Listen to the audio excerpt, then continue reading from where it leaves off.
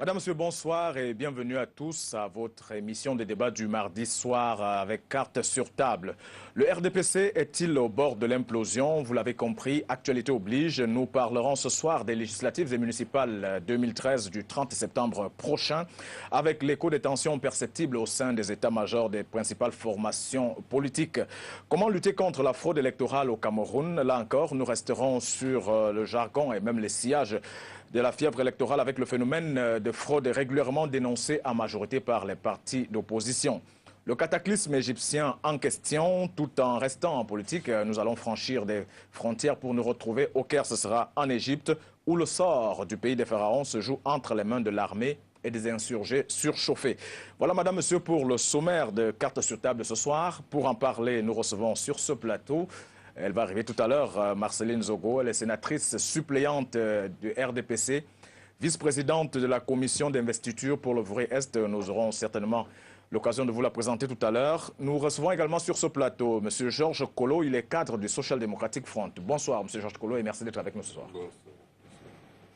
Nous recevons également sur ce plateau Maître Emmanuel Pensi, avocat au barreau du Cameroun. Bonsoir Maître et bienvenue à Carte sur table. Bonsoir. Sur la liste donc des invités, nous avons notre invité permanent, le professeur Manassé Aboya Ndong, qui est politologue et consultant permanent donc à l'émission Carte sur table. Bonsoir professeur et merci d'être avec nous ce soir. Bonsoir André et bonsoir aux téléspectateurs. Voilà, nous recevons également le révérend François-Xavier Ndili. C'est un religieux, vous l'avez compris, à partir du révérend. Bonsoir révérend et merci d'avoir accepté notre invitation. Bonsoir. Voilà, les cartes étant ainsi distribuées, nous allons passer tout à l'heure dans le vif des débats, mais tout de suite d'abord une petite transition. Ensuite, reprenons-nous dans quelques instants, le temps pour moi de rappeler aux téléspectateurs que vous pouvez réagir d'ores et déjà à travers l'adresse qui va s'afficher tout à l'heure au bas de votre petit écran, comme d'habitude, et les débats vont se dérouler.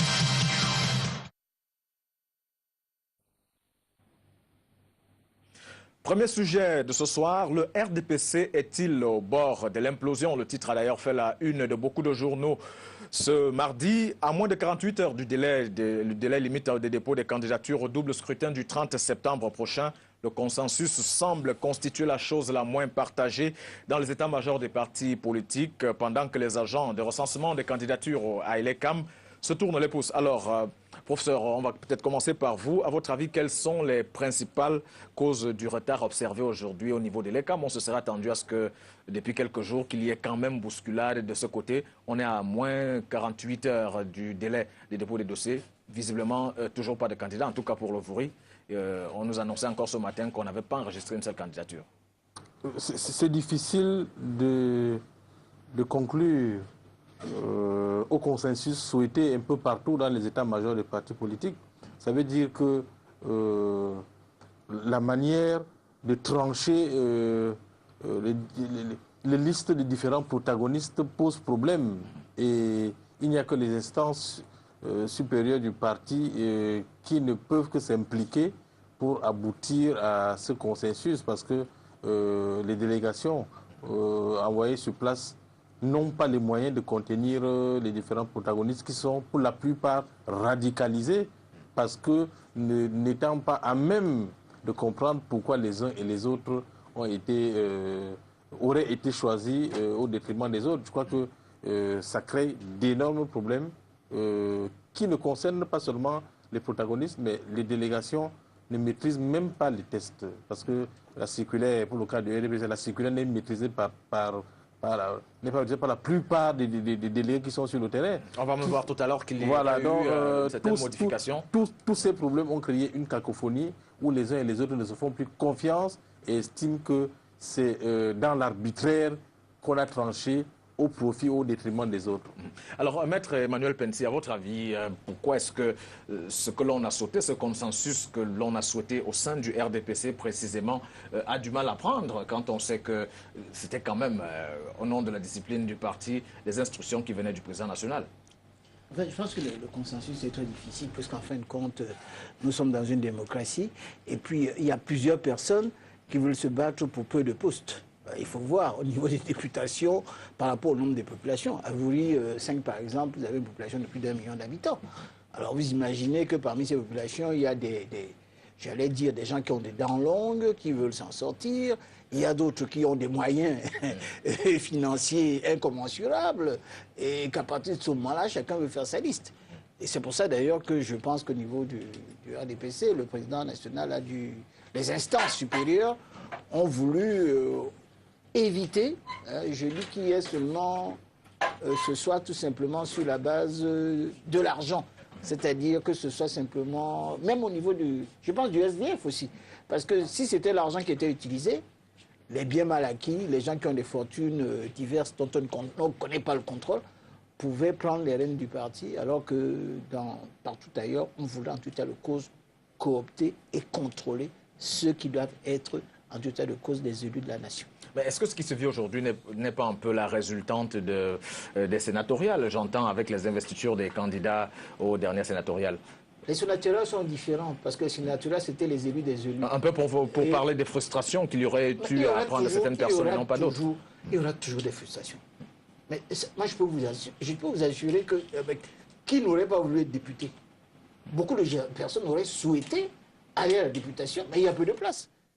Alors, il faudrait que les gens acceptent que, in fine, qu'on puisse avoir un choix. C'est très compliqué. Vous voyez, même partout, en France, partout ailleurs, même aux États-Unis, quand il y a des primaires au niveau des partis, mais les gens s'engueulent, s'en battent, etc. Non, c'est un problème très difficile. Donc, nous ne sommes pas un pays qui sort, j'allais dire, du néant. Cette bataille existe. Je souhaite tout simplement que tout se passe très bien dans les choses. Alors, Georges Kolo, est-ce qu'on peut dire en face qu'au niveau du SDF, que les primaires aient été une réussite? On sait qu'il y a eu également grand bruit de ce côté-là. Moi, je dirais qu'il n'y a pas eu de bruit à SDF, puisque nous, on a suivi la démocratie. Parce que quand Maître parle, moi, je suis surpris. Quand il parle de la démocratie, il parle de cooptation. Moi, je ne comprends pas. La démocratie, c'est quoi?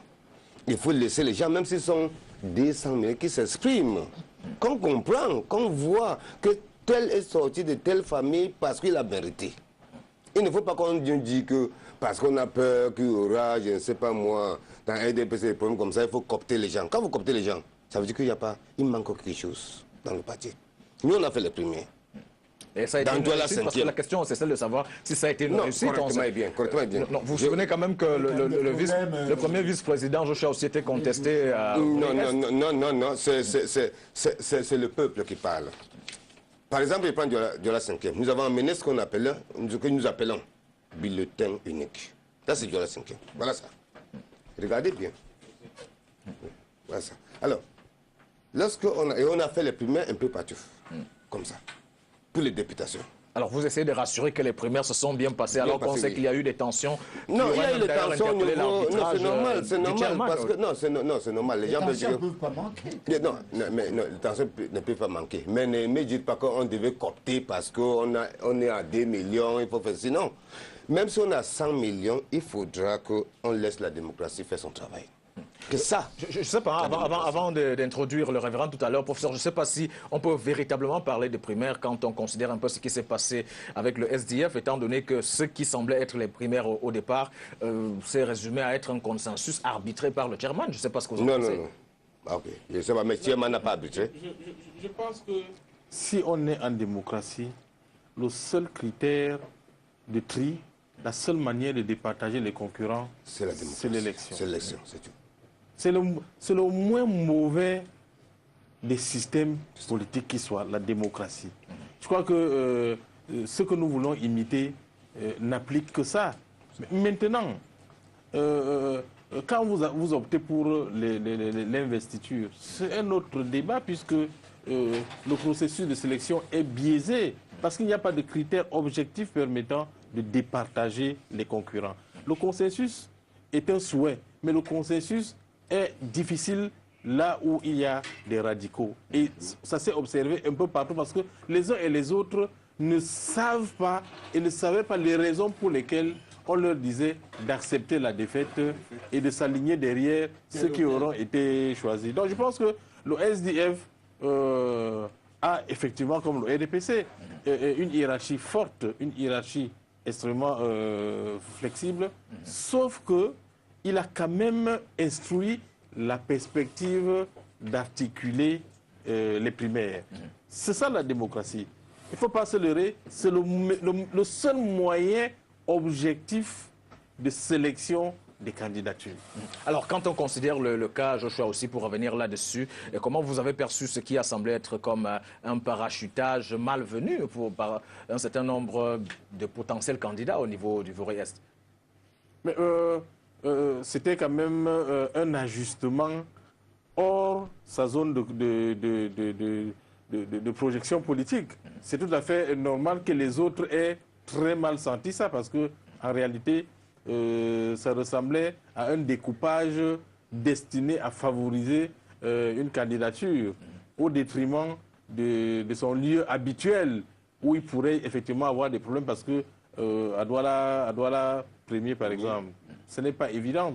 Ce n'est pas évident pour le SDF de bousculer l'ancrage du RDPC qui est sur le terrain et prétendre effectivement remporter. Moi, je crois que le SDF a toujours disputé aisément certaines circonscriptions par rapport à d'autres dans la ville de Douala. Donc, on a voulu le projeter dans un endroit qui pourrait lui être propice. C'est tout, c'est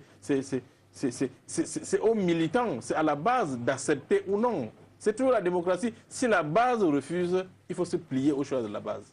Alors, Georges Kolo, pour revenir à vous, le temps, avant d'introduire, parce que j'annonce quand même que Mme Marceline Zogo, qui est sénatrice, je préfère dire ainsi, alors, même si en France on le dit déjà sénatrice, mais on va dire sénateur suppléante, on va vous présenter tout à l'heure. Alors, Georges Kolo, qu'est-ce qu'il faut comprendre derrière ce qui s'est dit dans la presse, comme quoi le chairman aurait demandé à ceux qui seraient soupçonnés de corruption d'être sanctionnés d'une somme de 5 millions de francs CFA à payer pour peut-être écarter ceux qui n'avaient pas plus de moyens qu'eux? Non, mais je ne sais pas. La presse a pris ces informations. Parce que moi, ce que j'ai toujours dit aux gens... Une presse qui couvre quand même le déroulement des primaires au SDF? Non, je dis bien non. Puisque ça fait 23 ans quand même que je suis dans le parti. Ça fait 23 ans. Et le parti ne fonctionne pas comme les presses pensent. Je pense quand même que lorsqu'il y a une information, nous, ceux qui sont là, on connaît. Je n'ai jamais... C'est tout à l'heure, vous êtes en train de m'informer qu'il y a eu un problème de 5 millions. On n'était pas au courant. Allez demander à mes militants. Les non-militants, ils vous diront qu'ils ne savent pas qu'il y a un problème de 5 millions. Non. Alors, est-ce que vous étiez au NEC à Bamenda, juste pour savoir? Non, on n'a pas besoin d'être au NEC. Puisqu'on y tous les parce jours. que ce sont des informations qui reviennent du NEC. Vous permettez le temps pour moi de recevoir pour ceux qui ont amené plateau. monsieur, tant pis pour ceux qui ont amené Voilà, on va recevoir Mme Marceline Zogo, qui est sénateur suppléante donc, du RDPC et vice-présidente de la commission d'investiture des candidatures du RDPC pour les législatives et municipales 2013. Bonsoir madame et merci d'être avec nous. Bonsoir monsieur. Voilà. Alors nous en étions déjà à débattre sur ce qui se passe exactement dans le RDPC. Alors il semble que, pour vous introduire, il semble qu'il y aurait eu une mauvaise interprétation et voire même une dénaturation des consignes données par le président de la République dans sa consigne à l'effet de choisir les candidats. Qu'en est-il exactement au sein du RDPC? À vrai dire... En ma qualité de vice-président de la commission départementale chargée des investitures, je suis plutôt surprise d'entendre ces révélations qu'il y aurait eu une déformation des instructions données par le président de la République. Quand moi je sais que nous les avons observées à la lettre et c'est ce qui nous a permis de travailler objectivement et d'acheminer auprès des instances supérieures, je crois, le travail à la base, les choix qui ont été faits ou alors les regroupements qui ont été faits et sélectionnés délibérément par les militants. Délibérément, je le dis par les militants, parce que les membres de la commission n'avaient aucune autorisation, n'avaient aucune force de toucher aux listes. On n'était pas du tout habilités. Est-ce que vous essayez de dire qu'il n'y a jamais eu un problème d'interprétation des consignes données par le président national? Interprétation à quel niveau, je ne sais pas. Je crois que pour ce qui est même du principe des investitures, je crois que c'est cela procède de la volonté des militants, compte tenu de certaines pratiques qui s'étaient installées dans notre parti. Et je crois que le président national, son Excellence Paul Biya, qui suit au quotidien son parti et ses militants, et je pense qu'il y a pour souci la cohésion de ce groupe politique-là à écouter et donner suite à comment dire ça, à ses sollicitudes, à ses préoccupations. C'est pour ça que quand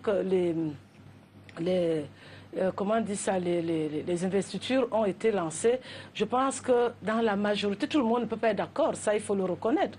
Tout le monde ne peut pas être d'accord, il y en a qui se plaisaient dans ce qui a été appelé primaire.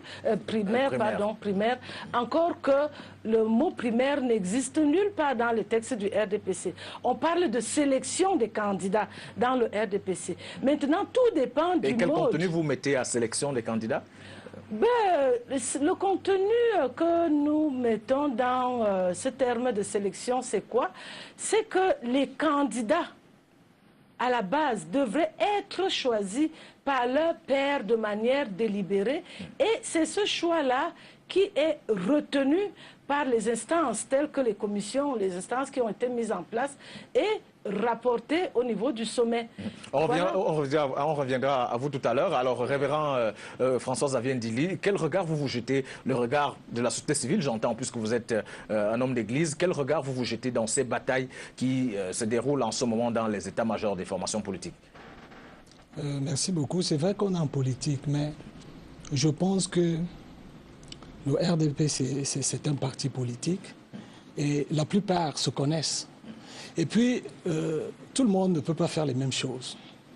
Il faut que les gens reconnaissent les dons et les talents que les uns et les autres peuvent avoir. Par exemple, quand tu es un père de famille, tu peux savoir à un moment donné que tel enfant a la capacité de faire le ménage, l'autre a la capacité de faire telle autre chose. Donc, je pense qu'au sein de ce parti, il faut que les gens reconnaissent les dons et les talents des autres. De telle sorte que si on doit faire une sélection, que les gens aient l'humilité de reconnaître que quand nous observons le background, nous observons les qualités et les dons de telle ou telle personne, il peut être représentatif. Mais nous tous, nous ne pouvons pas désirer les mêmes postes, désirer être élus, ce n'est pas possible. Alors, est-ce que vous essayez de dire là que c'est mieux de laisser certaines personnes à côté? Parce que, semble-t-il, le problème des investitures s'est posé parce que certains pensaient qu'il était temps peut-être de faire germer de nouveaux visages dans la scène politique. Ce n'est pas là le problème, ce n'est pas une question de faire germer. Est-ce que ceux qu'on va choisir ou ceux qu'on doit choisir remplissent les critères? C'est vrai qu'on est en politique. Moi, je donne un certain point de vue par rapport à ma vision en tant qu'homme d'église. Même quand Dieu doit choisir les gens, il ne va pas prendre tout le monde pour les mettre là. Dieu a donné des dons et des talents aux gens pour qu'ils puissent les exercer en faveur du peuple. Donc, il faut qu'il y ait cette orientation de choses. Tout le monde ne peut pas décider de représenter un parti à un moment donné. Il faut qu'au sein de ce parti, que les gens soient humbles de reconnaître à un moment donné qu'en observant tel, il remplit les critères politiques, il remplit un certain nombre de conditions pour nous représenter. Puis ça va faire cesser les batailles. Après tout, il faut bien qu'on choisisse des gens. Alors, professeur, au-delà de ce que peut déclarer madame le sénateur que nous avons sur ce plateau à propos du RDPC, semble-t-il, et là je vais peut-être citer le document qui pose problème exactement au sein du RDPC, semble-t-il les batailles seraient autour de l'extrait d'acte de naissance plutôt que pas que la copie d'acte de naissance qui serait recommandée. Alors, quelle différence fondamentale il y a entre ces deux documents-là dans la constitution des dossiers des candidatures, par exemple? Je pense que c'est un vieux problème. Qui a nourri une polémique à l'époque autour du rejet de la candidature de Titus Edouard. Et son avocat, Maître Ntepé, à l'époque, avait fait tout un cours de droit sur la différence à établir sur cette question. Moi, je crois que c'est une polémique inutile. C'est une polémique inutile. Les Camerounais ont des actes de naissance. Quand il s'agit de faire son dossier, comme pour les concours administratifs, on fait une copie qui est signée par une autorité assermentée. Je crois que c'est le débat de fond, c'est là. Le débat juridique qui consiste à pinailler sur des spécificités, justement, a rendu tous les juristes pantois à l'époque.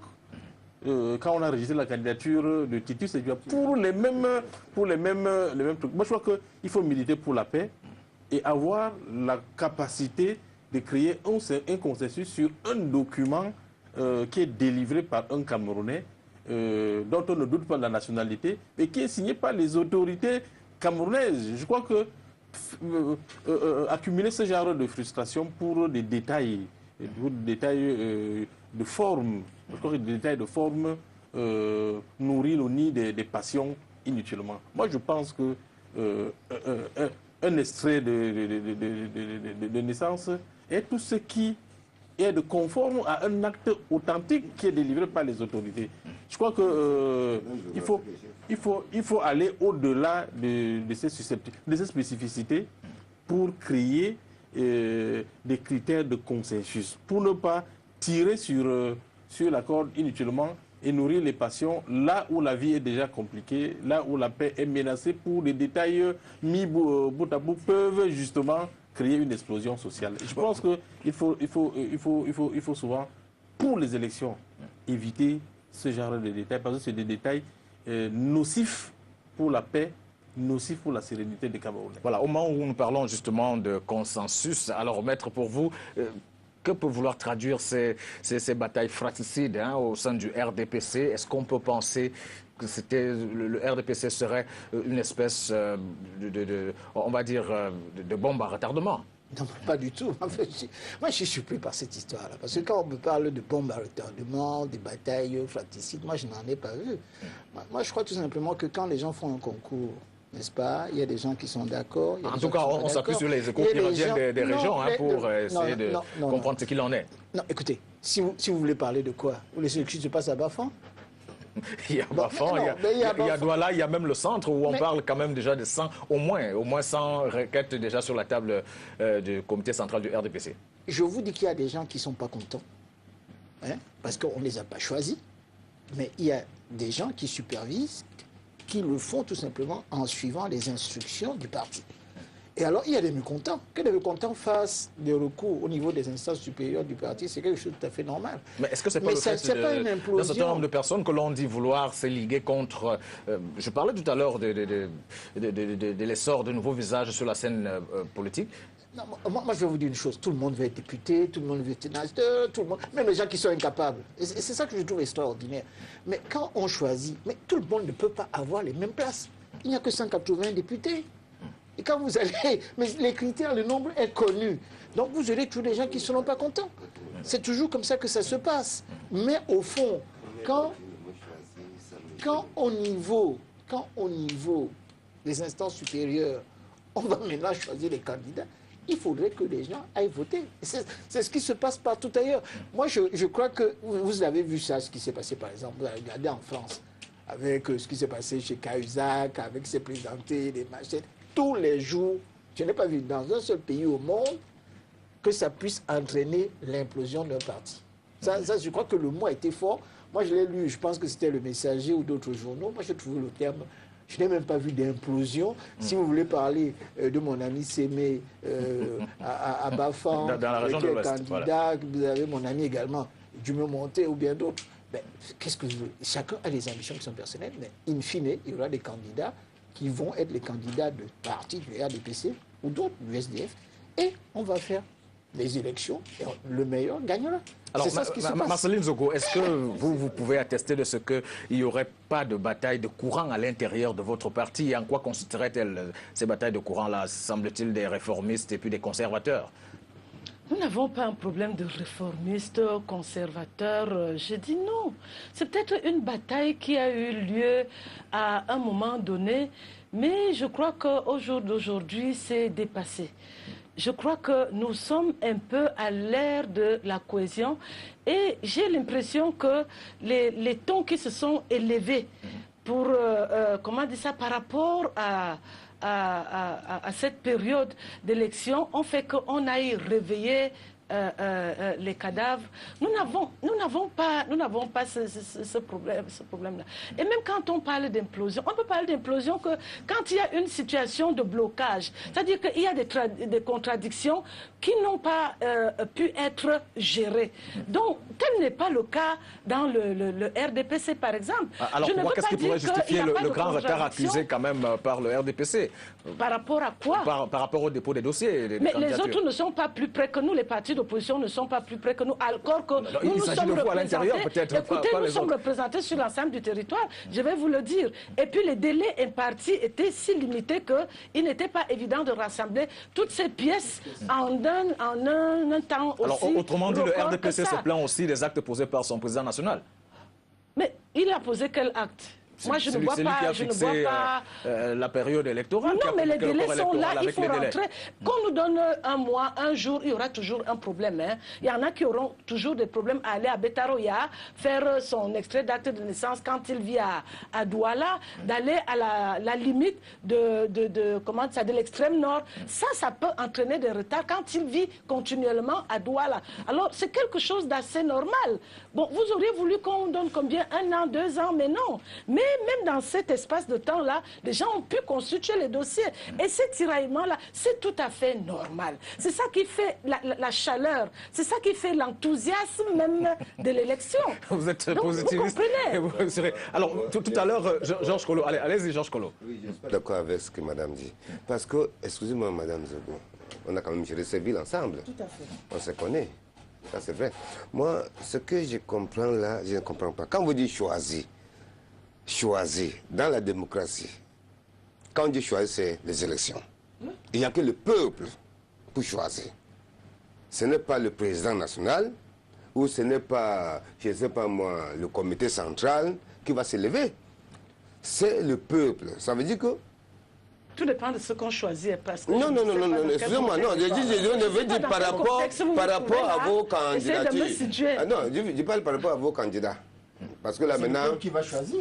Non, maître, ne dis pas ça. Puisque, voilà, par exemple, à Douala 5e, là où nous sommes... Les listes ont été il y a des listes à Yaoundé. Non, excusez-moi. Madame, vous pouvez finir. Il y a des listes qui montent à Yaoundé.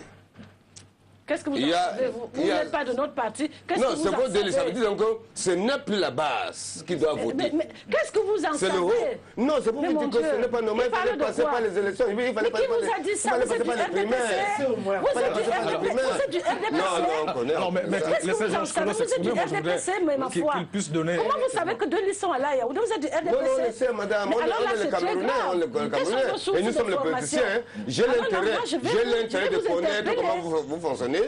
Comme vous avez aussi l'intérêt de alors, Marceline Zogo, parce que tout à l'heure... Vous tenez ça de qui? Marceline Zogo, Georges Kolo disait tout à l'heure que les choses se sont passées assez bien dans son parti politique. Est-ce que le RDPC a quelque chose à envier au SDF bien fait, tout. Alors vous voyez, ça se passe tellement bien chez lui, ça se passe mal chez les autres, vous le savez. Non, vous portez. Nous n'avons pas besoin de savoir ce qui se passe chez vous. Chez nous, c'est les primaires. On élit, c'est le peuple. C'est la base qui élit le peuple. Mais où en est votre problème, dites-moi? Parlez de vous, ne parlez pas de nous. Pourquoi? Comment? Nous parlons des primaires, des élections. Parlez de vous, ne parlez pas de nous. J'ai montré ça. Alors, on va peut-être revenir avec... Qui montre que j'ai un bulletin, j'applique ce que moi... Mais ça, c'est pas un... Parlez de vous. Non, c'est un exemple, c'est un bulletin.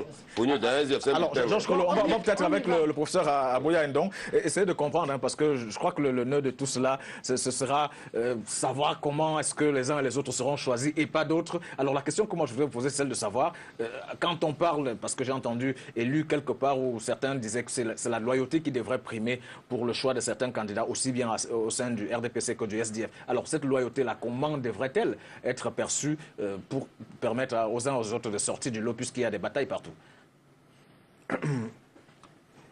Mais, Monsieur Bongo, vous avez parlé tout à l'heure de menaces d'implosion. Vous n'avez pas dit qu'il y avait une implosion, vous avez dit une menace d'implosion. Les journalistes peuvent le dire en fonction de ce qu'ils observent sur le terrain, en fonction des tiraillements. Et c'est justement pour cela que nous interrogeons. Et voilà, moi je pense qu'on ne peut pas jeter la pierre aux journalistes qui ont le malheur ou le bonheur de regarder quelque chose qui se passe sous leurs yeux et qui ont souvent l'avantage de causer avec les mécontents comme avec ceux qui sont contents. Moi, je ne pense pas que les informations qui sont véhiculées viennent de loin. Ces informations viennent de la maison. Des membres du RDPC qui sont déçus et qui veulent que la presse amplifie l'état d'esprit qui règne sur le terrain. Moi, je suis très loin de ces jeunes, mais je suis au courant de ce qui se passe à Bonabéry, ce qui se passe à Manoka. C'est tout à fait normal parce que la fièvre des élections a gagné le Cameroun et tout le monde est sur le terrain en tant que politicien, en tant qu'observateur ou non. Moi, je pense que le RDPC a un problème sur le mode qu'il a choisi de désigner ses candidats. Donc le verdict des investitures est un verdict terrible à accepter pour les perdants. Ce n'est pas la même chose que le verdict des urnes, c'est deux verdicts différents. Donc c'est tout à fait normal qu'il y ait ces tiraillements qui peuvent contribuer à déstabiliser, à perturber la sérénité du parti, qui a besoin d'être en rang serré pour affronter l'échéance qui est l'élection proprement dite.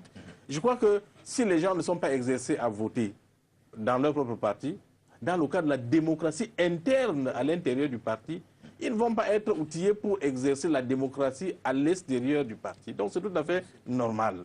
Et on ne peut pas le leur reprocher. Hein. Je crois que celui qui perd a le droit d'être fâché. Quand vous giflez quelqu'un, vous ne pouvez pas l'empêcher de crier. Moi, je crois qu'il faut être aussi démocrate, tolérant. Que vous faites mal aux autres, il faut aussi avoir la pudeur de laisser les gens s'exprimer. Maintenant, si le RDPC encadre ces mécontents, hein, qui commencent à devenir nombreux depuis les sénatoriales, s'il a la capacité d'exercer la discipline du parti pour contenir ses militants, ses sympathisants, d'accord, tout est à son avantage parce qu'une mauvaise investiture peut déséquilibrer l'euphorie ou bien la volonté des gens pour aller aux élections. Une liste mal constituée peut se retourner contre vous. Une composition sociologique mal ajustée peut se retourner contre vous. Donc, le plus grand perdant est le parti qui organise ça. Mais nous, on observe de loin, on va voir ce que ça va donner. S'il n'implose pas, tant mieux. Mais s'il est perturbé, mais c'est aux observateurs de le dire aussi. Et puis, il faut laisser aussi les gens le dire. Voilà, d'où le débat ce soir. Voilà, d'où le débat ce soir. Voilà. Maintenant, on ne peut pas bâillonner les Camerounais pour qu'ils ne disent pas qu'il y a des perturbations dans le RDPC, alors que tout le monde voit qu'il y a des perturbations. Alors que ceux qui sont dans les états-majors envoient des SMS partout pour dire que ici, là, c'est grave.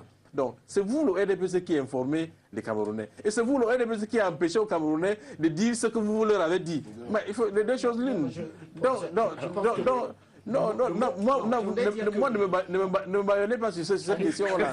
Non, ne me baillonnez pas parce que moi, je pense que c'est la démocratie. Madame, on fait quelque chose. Maintenant, il faut défendre son parti.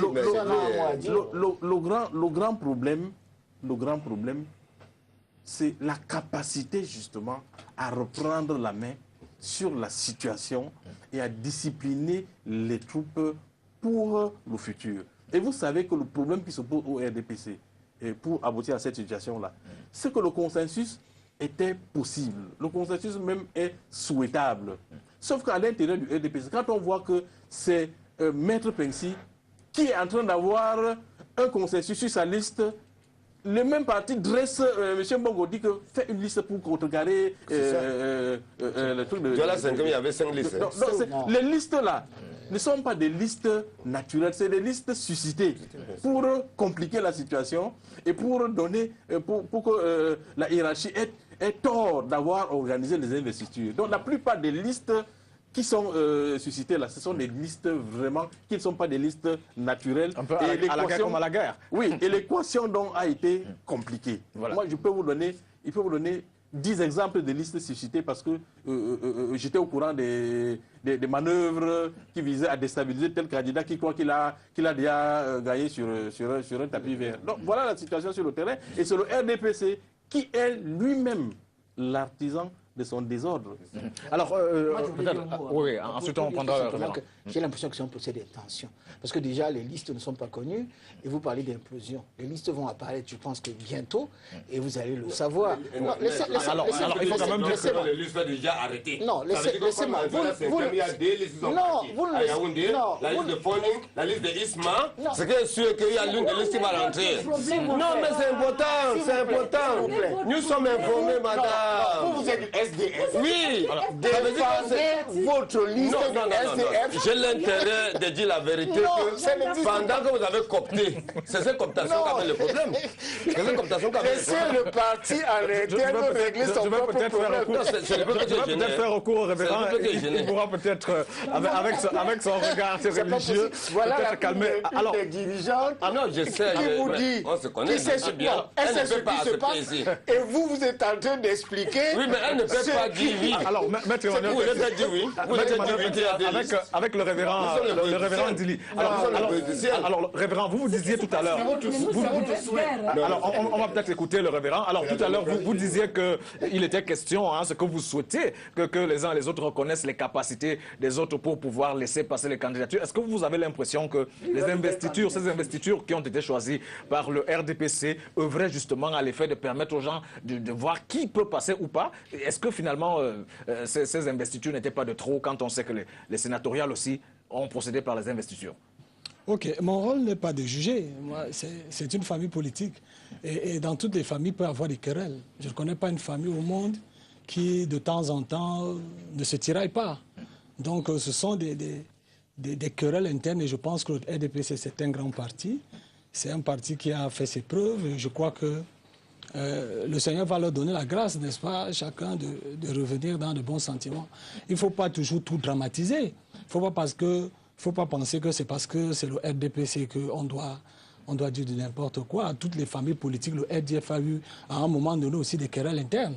Donc si on observe quelque chose de ce genre maintenant, il ne faut pas alimenter l'opinion publique pour tout dramatiser. Je pense qu'avec le temps, les choses vont rentrer dans l'ordre. Soyons optimistes. Alors, c'est particulièrement conciliateur comme avis pour le pasteur. Alors, Marceline Zogo, puisque nous parlons du RDPC, vous pensez, tout à l'heure on disait d'entrée de jeu du débat qu'il reste quand même moins de 48 heures parce que ce sera mercredi à minuit qu'il faudra arrêter tout pour ce qui est du dépôt des candidatures. Vous pensez qu'avec ce délai-là, le président Paul Biya, votre président national, réussira à investir plus de 10 600 candidatures dans les 360 communes du Cameroun avec ce petit délai? Vous êtes sûr que ça va aller bien? Il n'y aura pas des cas de dossiers qui ne passeront pas? Ça, c'est mal connaître notre président national, le président de la République du Cameroun. Ça, c'est mal le connaître. En matière de management, vous pouvez lui faire confiance. Il n'a jamais échoué. Alors, même si ce n'est pas lui qui va sur le terrain, on sait quand même que ce qui se passe sur le terrain en ce moment, ce n'est pas le président national qui est en train de se tirailler avec les autres. Je vais vous dire une chose. L'efficacité d'un manager tient à sa capacité de la gestion, de la délégation de ses pouvoirs. Et je crois que c'est ce que c'est heureusement si bien fait le président Paul Biya. Tenez-vous tranquille, il n'y aura pas de problème. Alors, le SDF peut-être va dire un mot là-dessus. Est-ce que vous avez l'impression que le président national du RDPC a vraiment les qualités managériales? Il le fait assez bien, souvent? Vous avez l'impression? Je ne sais pas. Elle parle du RDPC. Côté pays, c'est négatif. On le sait. Elle et moi, on est d'accord. Que côté pays, c'est négatif. Mais qu'est-ce que vous entendez par côté? Non, parce que quand il dit que son président, quand il dit que le président du parti, président du pays, dans le management, est correct. Je dis non. Peut-être dans votre parti, peut-être elle fait le management. Mais dans le pays, ça ne donne pas. Là, c'est autre chose, on en passe. Mais ce que je voulais dire, Madame Zogo, vous êtes d'accord avec moi que les militants de RDPC, votre parti national, ne sont pas contents. De quoi je me mêle? Non, j'ai l'intérêt, ça m'intéresse. De quoi je me mêle? Non, quand ils ne sont pas contents, nous sommes contents. Mais où en est votre problème? Non, nous sommes contents. Vous pouvez me dire où en est votre problème? Non, parce que nous sommes contents, qu'ils ne sont pas contents. Contentez-vous-en. Alors, Madame Zogo, parce que j'ai là une réaction, vous permettez, Georges Collot, la réaction d'un téléspectateur qui dit, il s'appelle Gamal Yorgan Marley Gazato, je lis bien son nom, qui dit « Scandale, Madame Zogo, votre président n'a jamais échoué, vous vivez sur quelle planète ?» Alors, réaction par rapport à... Planète Terre au Cameroun. Alors, votre président n'a jamais échoué. Planète Terre au Cameroun. Voilà. Qu'il m'apporte les preuves du contraire. Alors, c'est lui qui parle. Georges Non, Colombo, je peux continuer. Oui. Si madame demande les preuves, je ne sais pas. Dans bientôt, il y a l'émergence 2035, mais nous voyons que rien ne se passe. Alors, vous êtes d'accord qu'il y aura l'émergence en 2035 quand même? Non, que rien ne se passe, on n'aura rien.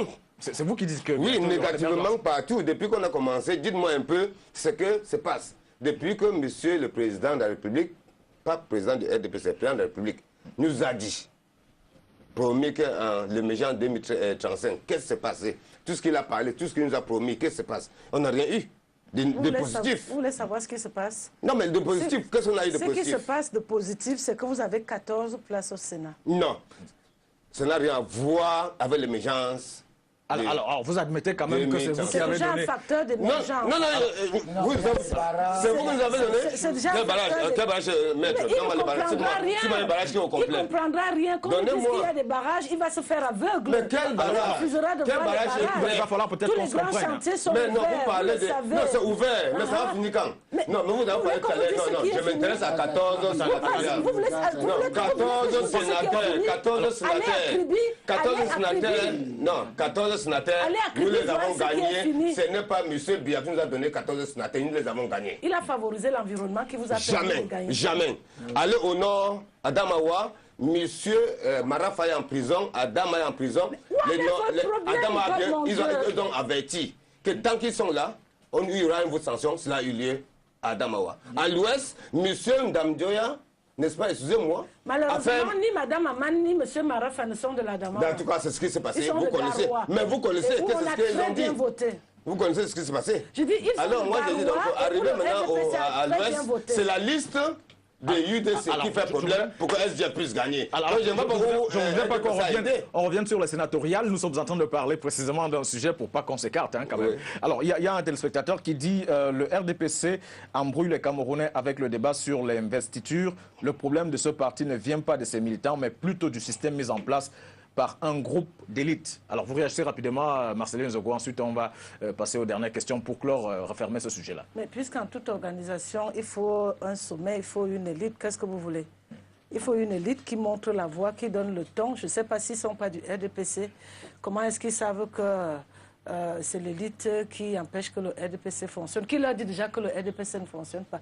Tout se passe dans le RDPC comme cela devrait se passer dans un parti politique. C'est tout à fait normal. Même quand on procédait par, comment on dit ça, par la sélection à travers les urnes, ce qu'on a appelé les primaires, il y avait toujours des mécontents. C'est tout à fait normal que quand il y a sélection, qu'il y ait ceux qui gagnent et ceux qui ne gagnent pas. Alors, Mais madame, que répondez-vous? Quand mes gars aux élections, je suis convaincu.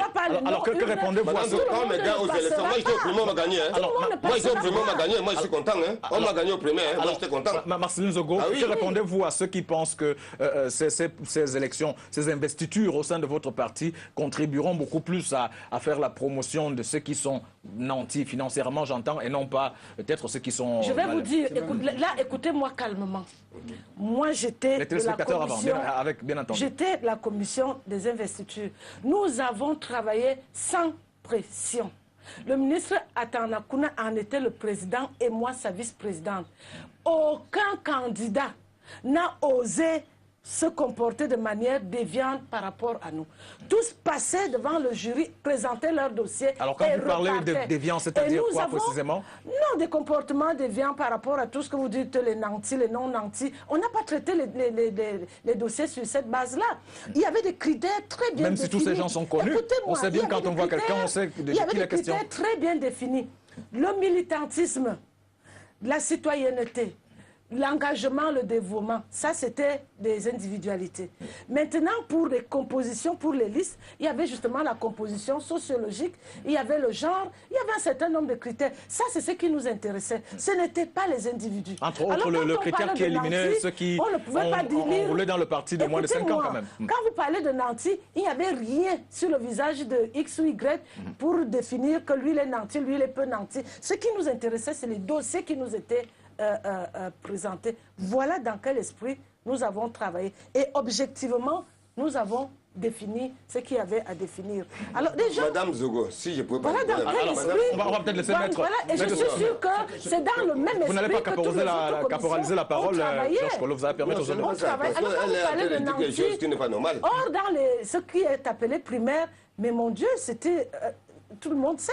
Ça dit que c'est le Fafio qui circulait. Alors vous parlez, vous faites allusion au SDF quand vous parlez des primaires. Non, vous n'avez pas fait. Il n'y a pas les nantis. J'ai rien à voir. C'est vous qui gérez le pays, vous avez tué l'argent, nous on a quoi? Alors, juste une parenthèse, parce qu'on va laisser Maître Pensy s'exprimer. Est-ce que l'argent a circulé avec les primaires? Parce qu'elle dit aux primaires, ça a dû couler. Chez vous, ça a coulé quand même? Chez moi? Oui. J'entends le SDF. Regardez bien qui est là, qui a l'argent ici. On ne va pas voir l'argent sur cette feuille. Non, c'est la liste. Vous pouvez voir. Vous allez voir Tongo et la Tongo ne fait rien. J'ai le Benskinet ici. Vous permettez que Maître Emmanuel Pensy puisse également dire quelque chose? Ah oui. Mais dans chaque parti, il y a ce qu'on appelle la hiérarchie. Et il y a des normes. C'est-à-dire, on doit dire que il y a des critères qui sont des critères objectifs d'un parti. Vous ne pouvez pas le refuser. Chaque parti a ses propres critères. Et je ne comprends pas pourquoi on va dire que ceux qui seront battus ou bien ne seront pas retenus vont entraîner l'implosion du parti. Laissez faire. Moi, je crois qu'il faut regarder ces choses-là avec beaucoup de sérénité.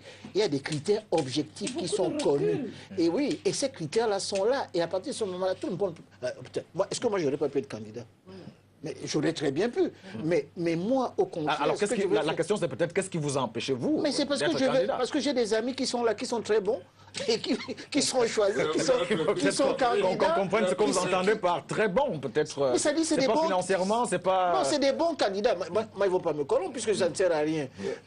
Et je voudrais dire que ce sont des personnes, je suis sûr, qui sont capables de représenter la ville de Douala, ou bien d'être au niveau des communes, des managers qui sont... C'est ce que je veux, c'est ce qu'on veut la nation. Et je pense que les critères qui ont été mis, à mon avis, est en train de faire un correctif par rapport à ce qu'on a voulu voir, c'est-à-dire sur les gens qui distribuent de l'argent pour gagner. Et c'est ça qu'on a voulu éviter. Et je pense, à mon avis, que c'est plutôt un progrès. C'est-à-dire éviter un système qui soit censitaire sur le versement de l'argent par rapport à une démocratie véritable. Et in fine, ce n'est pas une mauvaise chose que le parti peut choisir les gens qui sont les plus représentatifs par rapport à la qualité. Alors, ils ne sont pas particulièrement tendres avec vous. Marceline Zogo, les téléspectateurs qui réagissent, nombreux d'ailleurs, contre ce que vous avez dit tout à l'heure. Voilà, moi je voudrais qu'on referme ce sujet-là parce qu'il y a un autre qui va dans la suite. S'il vous plaît, qui va dans la suite parce que nous parlons... à Madame Zogo qu'il y a un problème qu'elle connaît. Prenez Manoka. Voilà Manoka, moi je ne m'attendais pas à voir le maire de Manoka se présenter parce que vous êtes au courant que nous avons tout fait pour que Manoka fonctionne. La communauté urbaine de Douala, en tant que grand conseiller, on a tout fait, on a donné tout à Manoka. On a donné tout, mais il n'a pas pu gérer. On a donné un groupe électrogène.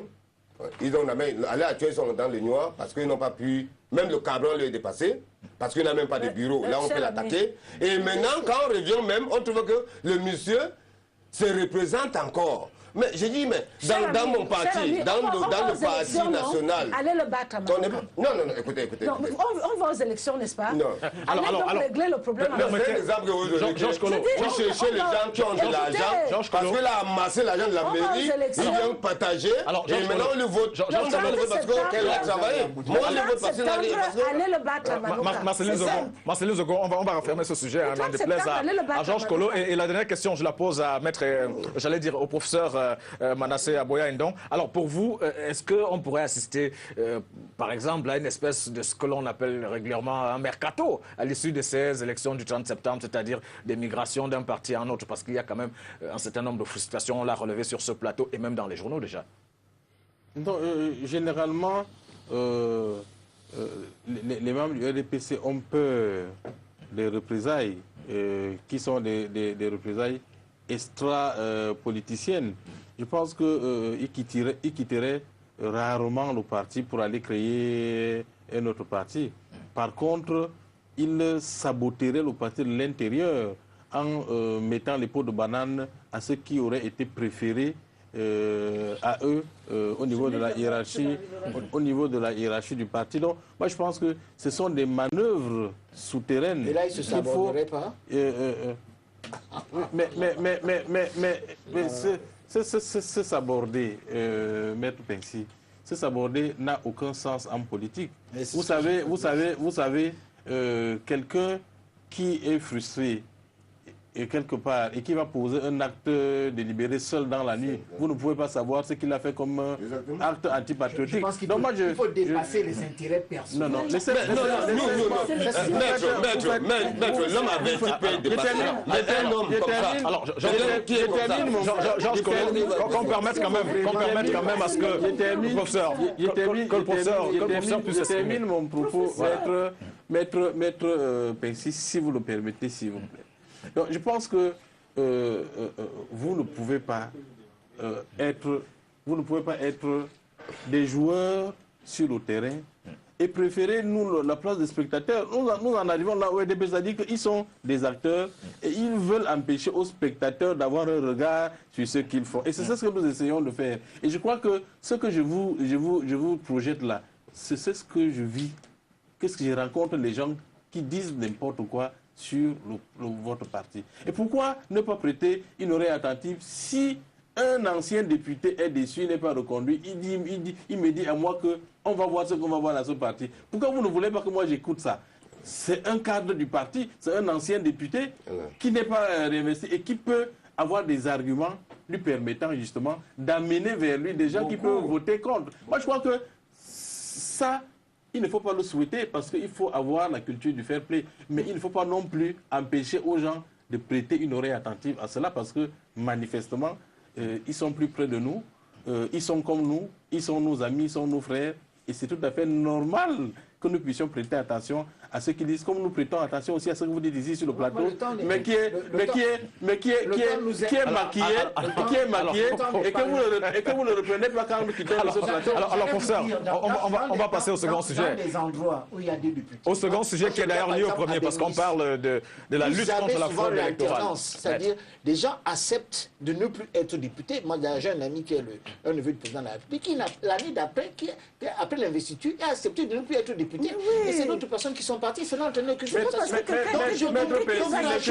Les querelles à l'UMP ont donné des militants à Borloo. Vous avez ne faites pas comme si vous l'ignorez. Il y aura toujours des querelles. Alors, vous permettez. Il y aura toujours des querelles. Il y aura toujours des mécontents. Vous ne changerez pas le monde, mon cher. Marceline vous ne changerez pas le monde. Mais on doit...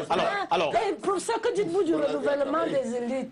Il faut bien que certains viennent d'autre part, et ainsi de suite. Le renouvellement des élites, une personne à la fois, une personne à la fois, sinon on ne va pas se comprendre du tout. Alors je voudrais, Marceline Zogo, que nous puissions aborder l'autre sujet qui va d'ailleurs en droite ligne avec le premier. Et là nous parlons de la lutte contre la fraude au Cameroun. La question elle est celle de poser comment lutter contre la fraude électorale au Cameroun. Alors moi je m'adresse à vous. Est-ce que pour vous, quand vous jetez un regard introspectif autant pour moi et même rétrospectif de tous les scrutin sous le renouveau au Cameroun, est-ce qu'il y a déjà eu des cas de fraude électorale?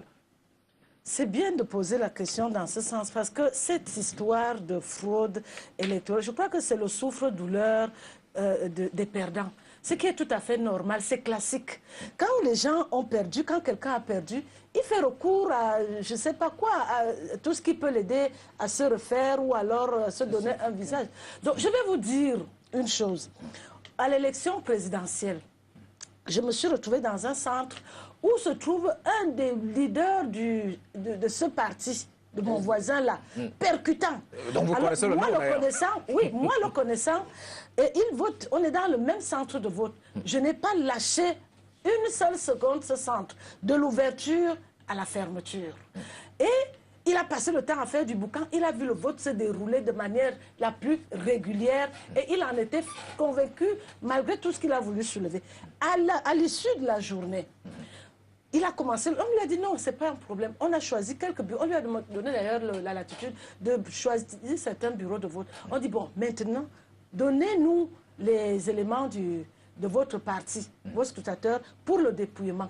Je vais vous dire que c'est un élément de son parti qui procédait au décompte des, comment on appelle ça, des enveloppes, des bulletins, la lecture, et c'est toujours un de leurs éléments qui transcrivait au tableau. Le président, mon candidat, bien sûr, le président Paul Biya les a battus à plate couture. Nous sommes partis de ce bureau de vote. On est allé dans l'autre bureau. On a trouvé qu'ils étaient pratiquement à la fin. C'était la même méthode. C'était les gars du SDF qui faisaient le décompte. Le président Biya l'a encore bien fouetté. C'est dans quel centre, Makepe. Les chevaux. Écoutez-moi. Georges Kolo, on va vous donner la parole tout à l'heure. Laissez-moi finir. Le président Biya les a battus. Après, troisième bureau de vote, il n'a pas eu le courage de continuer. Alors finalement, est-ce qu'il y a fraude électorale ou pas? J'en arrive. Oui, parce que si on se met dans ce récital, on ne va pas en finir. J'en arrive. Maintenant, on se retrouve sur un plateau de télévision. Il commence à crier la fraude. Je dis, mais parlez de ce que nous avons tous vécu au centre de Makepe. Qui est votre centre et qui est mon centre? Et le président Biya, bien sûr, a gagné dans ce centre-là. Il les a battus correctement. Il n'a pas pu une seule seconde relater ce qu'il a vécu à Makepe. Ça, c'est pour ce qui est de la fraude. Maintenant, pour avancer dans mon propos, je vais dire que l'informatisation du système électoral. Alors là, je ne voudrais pas que vous mettiez la charrue avant les bœufs parce qu'on va revenir peut-être précisément sur le cas des LECAM et tout ce qui va avec. Oui, tout à l'heure. Alors, moi, je voudrais poser à Georges Kolo, pour vous, qui de l'opposition ou du parti au pouvoir poserait des actes de fraude dans ce pays? Non, mais la question là, M. Hervé n'a pas de place. Bien sûr on le connaît. Bien sûr qu'il a une place. Puisque c'est non, l'homme qui est au pouvoir doit toujours chercher à garder son pouvoir, partout le monde, surtout en Afrique. Et non pas celui qui va accéder au pouvoir. Non, oui, bien sûr, puisque moi, il cherche à bien travailler pour reprendre. Mais lui, c'est un conservateur ne veut jamais laisser. Et voilà pourquoi la démocratie n'existe pas avec eux. Alors, tout à l'heure, voilà pourquoi on parle de cooptation. Moi, je voulais quand même venir arrêter les gens.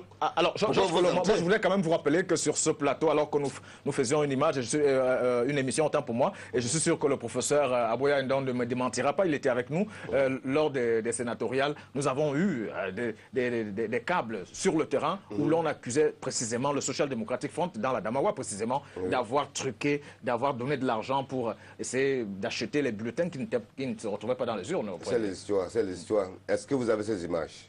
Bien sûr que nous avons les images. Si je vous le dis, vous êtes bel et bien à STV, là où il y a des archives. Non, mais vous savez, le parti opposé a tout le moyen d'acheter les consciences des gens pour qu'ils viennent vous raconter, ils viennent parler, et ils sont protégés par la police. Donc moi, quand moi j'ai affaire avec RDPC, sincèrement, le parti là, moi je ne vais rien croire. Parce qu'ils nous ont tellement eu d'espoir de manière que quand on me dit que je suis de RDPC, je ne crois jamais. Sincèrement. Donc quand vous me dites maintenant qu'Adam Awa, il y a ceci, c'est possible. Mais mettez en tête que c'est un RDPC qui aurait donné l'argent, monter quelqu'un, va dire ceci, va là-bas. Mais bien sûr, mais ça se fait. On est habitué. La camarade, elle le connaît. Alors, Maître Emmanuel Pensi, moi, je voudrais, pour qu'on aille de façon stratifiée tout de même, pour vous, comment pourrait se traduire, par exemple, la fraude préélectorale? Parce qu'on parle de fraude, il y a quand même j'ai envie de dire, une ou deux, trois étapes dans lesquelles l'on dit qu'il y aurait donc des possibilités de frauder souvent pendant les élections. Je voudrais d'abord dire qu'il y a une différence entre les partis organisés et les partis inorganisés. Bon, ce qui est en train de se passer, c'est que lorsque, par exemple, on demande à l'ADPC que les gens aillent s'inscrire sur les listes électorales, il y a des partis qui ne font aucun effort pour s'inscrire sur les listes électorales. Et à la fin, in fine, quand ils sont battus, ils vont dire « on a fraudé ». Et la plupart des personnes, moi j'ai vu des personnes crier « on a fraudé » alors qu'ils ne sont même pas inscrits. Et c'est ça qui est terrible. Et partout, si vous regardez dans tout ce qui se passe en Afrique, il n'y a pas eu une seule élection sans que le vaincu ne crie à la fraude. Donc ça, c'est quelque chose toujours qui existe. Ça existera toujours. Ce qu'il y a, c'est que moi, je ne comprends pas. Les Camerounais, vous avez d'ailleurs vu, quand on était en train de fermer les Camerounais en disant que les gens ne vont plus s'inscrire, c'est ce jour-là où il y a plein de gens, la nuit, à minuit, à 2 h du matin, qui venaient. C'est ça vraiment ce que je peux dire, l'incivisme même. Des escaladés, des murs, c'est ça qui se faisait. C'est SDFC dans Diola 5e qui a pris les mégaphones. Nous avons mis dans tous les quartiers les mégaphones de SDF. Allez vous inscrire, allez vous inscrire. Ce que je voudrais dire. C'est SDFC qui a fait cela. Ce que je voudrais dire. Dans tout Diola 5e. C'est tout simplement que on va toujours protester, alors que des efforts ont été faits. Moi, je me souviens, j'avais discuté avec, par exemple, Jean-Jacques Ekindi, qui disait, en tout état de cause, qu'il faut ramener l'informatisation. Qu'avec l'informatisation, et qu'il y ait un organe qui soit différent du ministère de l'administration territoriale. Et que ce soit cet organe-là, Quand on a mis d'abord l'ONER, tout le monde a crié. Vous faites allusion à Elections Cameroun. Élections Cameroun. Maintenant, il y a Elecam. Et je dois dire que quand Elecam, dernièrement, Élections Cameroun a rejeté les listes du RDPC. Parce que tout le monde avait dit qu'ils sont défendus. Maintenant, on a trouvé que non, au fond, ils l'ont fait. Et d'ailleurs, tout le monde, et vous l'avez souligné tout à l'heure, fait des efforts pour que tous les documents légaux qui sont nécessaires, obligatoires, et c'est de ça qu'on parle. Et c'est pour ça que plusieurs personnes sont allées chercher les autres, les extraits d'actes de naissance ou bien les copies d'actes de naissance, là où ils sont nés.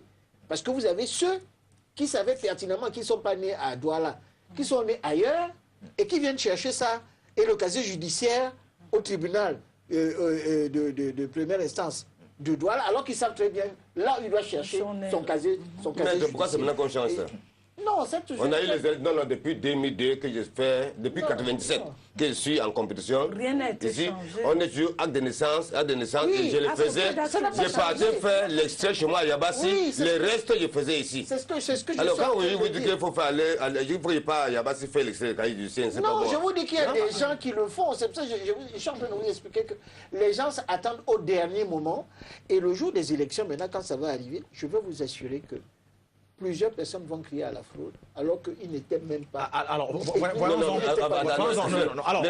vous donner un exemple. Non, il y a quand même quelqu'un d'autre. Le Sen Ndoghem, un enfant de 3e et 3. Excusez-moi, vous dire. Il y a quelqu'un d'autre sur ce plateau qui ne prend pas la parole tant que vous.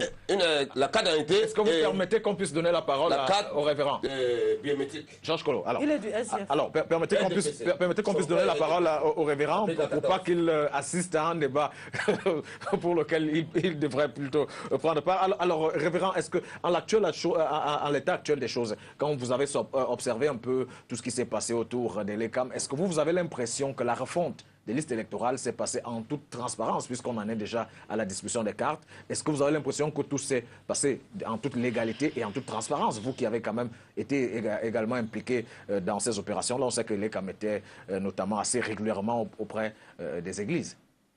Oui, c'est vrai que l'ECAM a fait des efforts, mais ce qu'on a constaté, c'est que le public n'avait pas toujours répondu présent, parce que c'est vrai que les gens sont, je ne sais pas ce qui cause cette démotivation, parce que ce n'est pas l'information qui a manqué, je peux dire que c'est l'obéissance qui a manqué.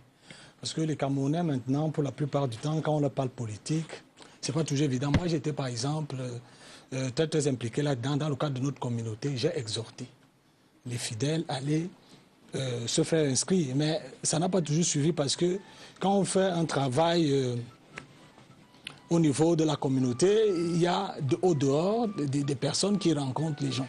Donc nous, on a fait notre travail, mais je pense que dans le cadre de notre communauté, la plupart, sinon tous, ont tout fait.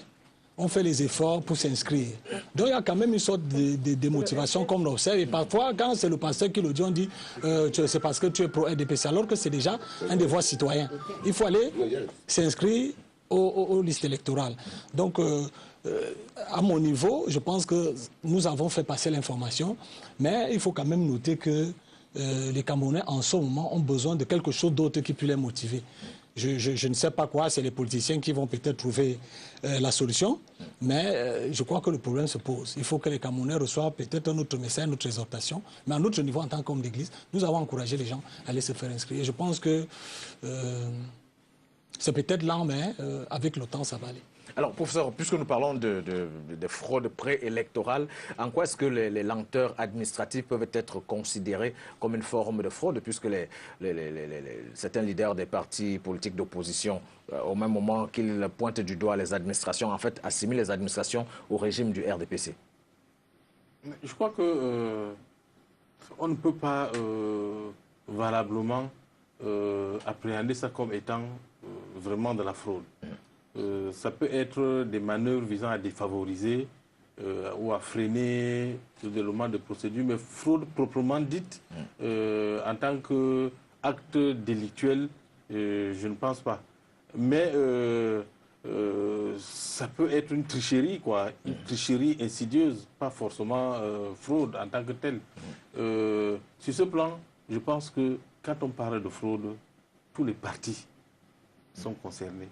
le débat qui vise à dire que le parti au pouvoir fraude plus que les autres est un faux débat parce que chacun tire la couverture de son côté.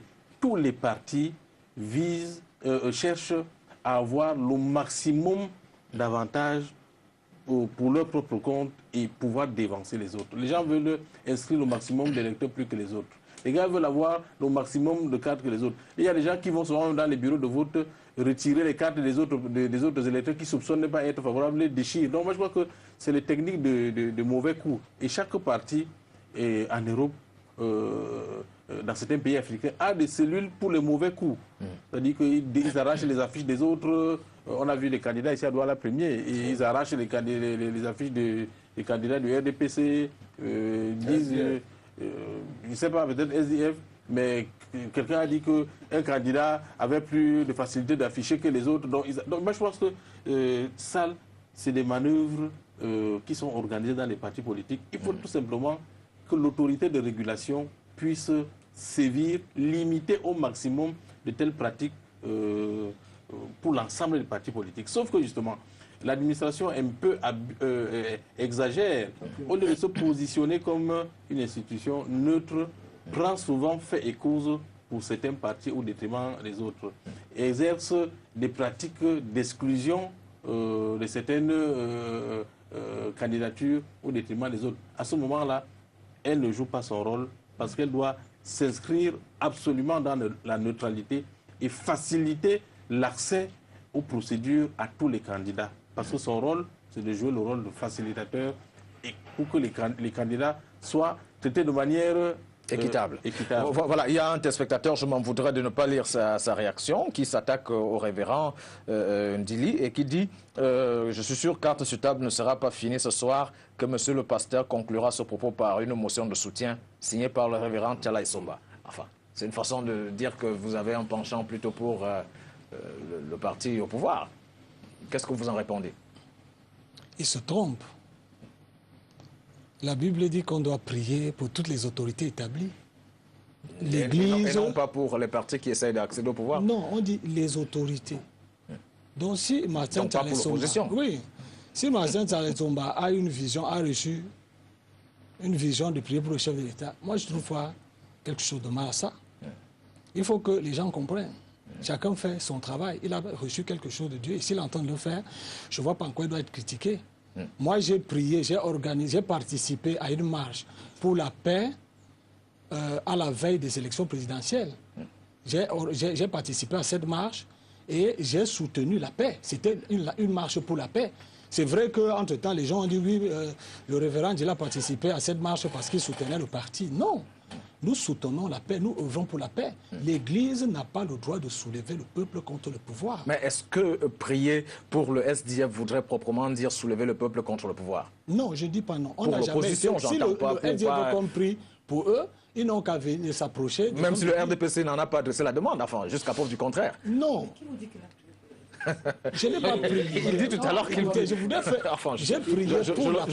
Je prends le révérend en mot. J'ai participé pour la paix. Pour les autorités établies, c'est ce qu'il a dit également. J'ai été participant à une marche pour la paix au Cameroun. Ça n'avait rien à voir avec un parti politique. Ça n'avait rien à voir avec un parti politique. Les églises, d'ailleurs, ont l'occasion... Permettez que le révérend chute sur son propos. Oui. Comprenez que dans les églises, on a prié pour la paix. C'est normal. Nous ne voulons pas que... Y compris l'opposition. Et chacun peut prier pour la paix chez lui. Ça ne veut pas forcément dire qu'il soutient le RDPC ou un parti politique. Donc, notre rôle, c'était de prier pour la paix. Donc, cette critique est très, très mal formulée. Peut-être qu'il n'est pas très, très bien informé, ce téléspectateur, mais je voudrais lui dire que nous pouvons œuvrer pour la paix. Et ça ne veut pas dire qu'on soutenait un parti politique en particulier. Voilà. Alors, quand on prie maintenant pour les autorités.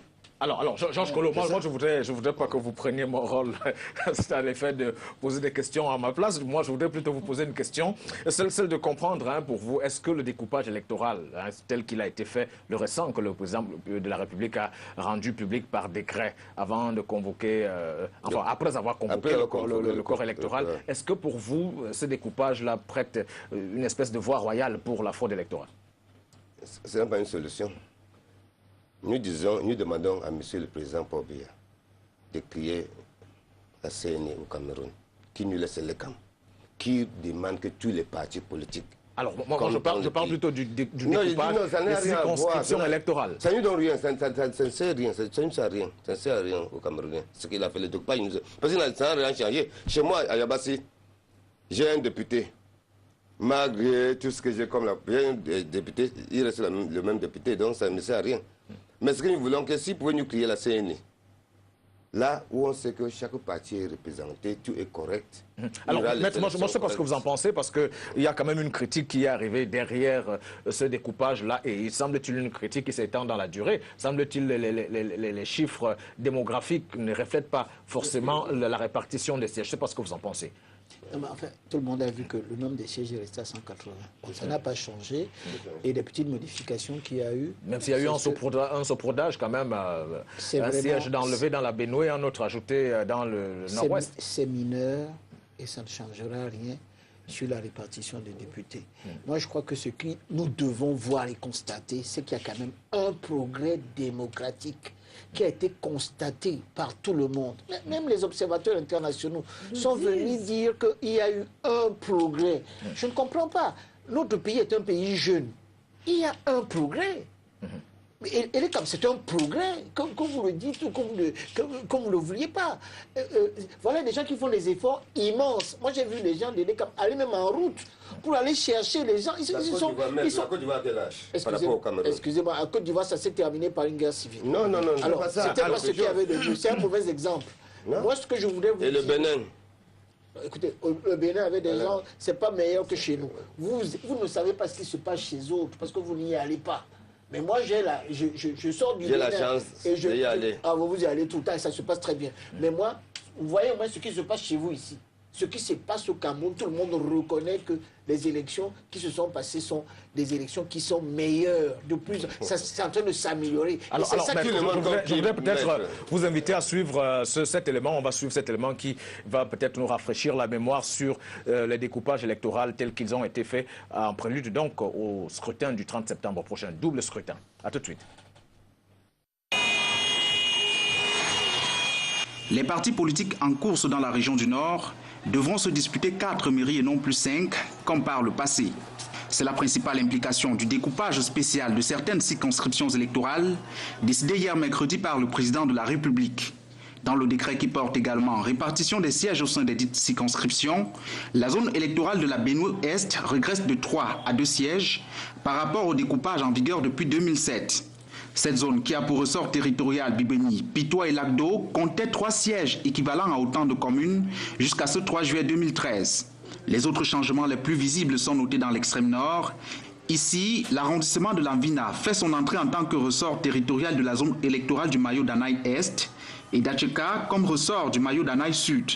Plus loin, la région du centre enregistre un tour de passe-passe entre la Léké Est et la Léké Ouest. Le premier cède un siège au second, le reste sans grand changement. Pour ce qui est de la nouvelle répartition par circonscription électorale à l'Assemblée nationale, le statu quo par région est flagrant. La répartition des sièges par département pourrait cependant cacher des surprises au-delà du statu quo apparent. De quoi alimenter les réactions vives de l'opposition. Le découpage des circonscriptions électorales est régulièrement cité comme un élément de fraude préélectorale. Dans sa dernière lettre adressée au président de la République, l'ancien ministre de l'administration territoriale, principal organisateur des législatives et des municipales 2007, a dénoncé des injustices dans cette répartition.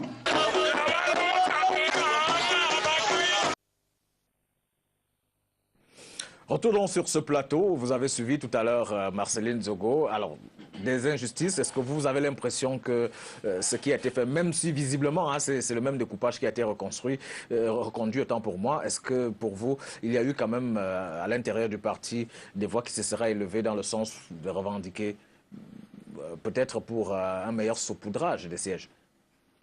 Vous savez, on ne serait jamais complètement satisfait, c'est normal. Il y a quand même eu des voix qui se sont élevées. Mais je pense que de part et d'autre, cette mesure répondait à certainement des préoccupations de certains de nos citoyens. Parce que quand on est en zone d'agglomération comme à Douala ou Yaoundé, cela ne se sent pas. Mais quand on va dans comment on dit ça, les villages, voilà, le fin fond du Cameroun, des circonscriptions administratives sont tellement étendues, c'est tellement large qu'il est difficile pour des individus de se rendre à certains chefs-lieux. Et c'est des situations très compliquées. Et vous pouvez vous retrouver peut-être au jour de l'élection que les conditions atmosphériques ne permettent même pas que les gens puissent voter. Et si cela vient répondre à ce genre de situation qui permettent qu'on rapproche certains de ces circonscriptions-là, moi, de ces populations, je crois que c'est quelque chose... on peut le prendre comme ça, parce que l'administration ne fait rien pour rien. Il ne se lève pas d'un coup de tête, il décide qu'à Douala, on met un trait sur Akwa, à Bonanjo, on met un non. Alors, ça part toujours d'une demande, une demande qui part du bas vers le haut, et le haut réagit. Donc, mais il y aura toujours des graissements dedans, notamment chez moi, dans la Léké, vous trouverez des gens qui vous disent non, c'est pas ce qu'on attendait, c'est pas ce qu'il fallait. Mais par ailleurs, il y en a qui ont... tressaillis de joie, ils étaient contents parce qu'ils se sentaient plus près des structures administratives, je veux dire électorales. Alors, professeur, tout à l'heure, nous parlions de la fixation des dates comme moyen de fraude, si ça en était le cas. Alors, je voudrais vous lire la réaction d'un téléspectateur, il s'appelle Paul Baïra, qui dit « Le président est un génie.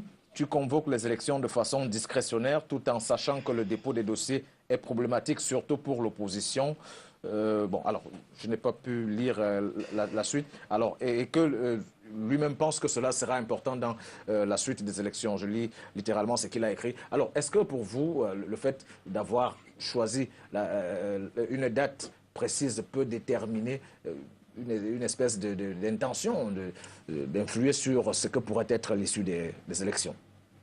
Je pense que le débat reste le même.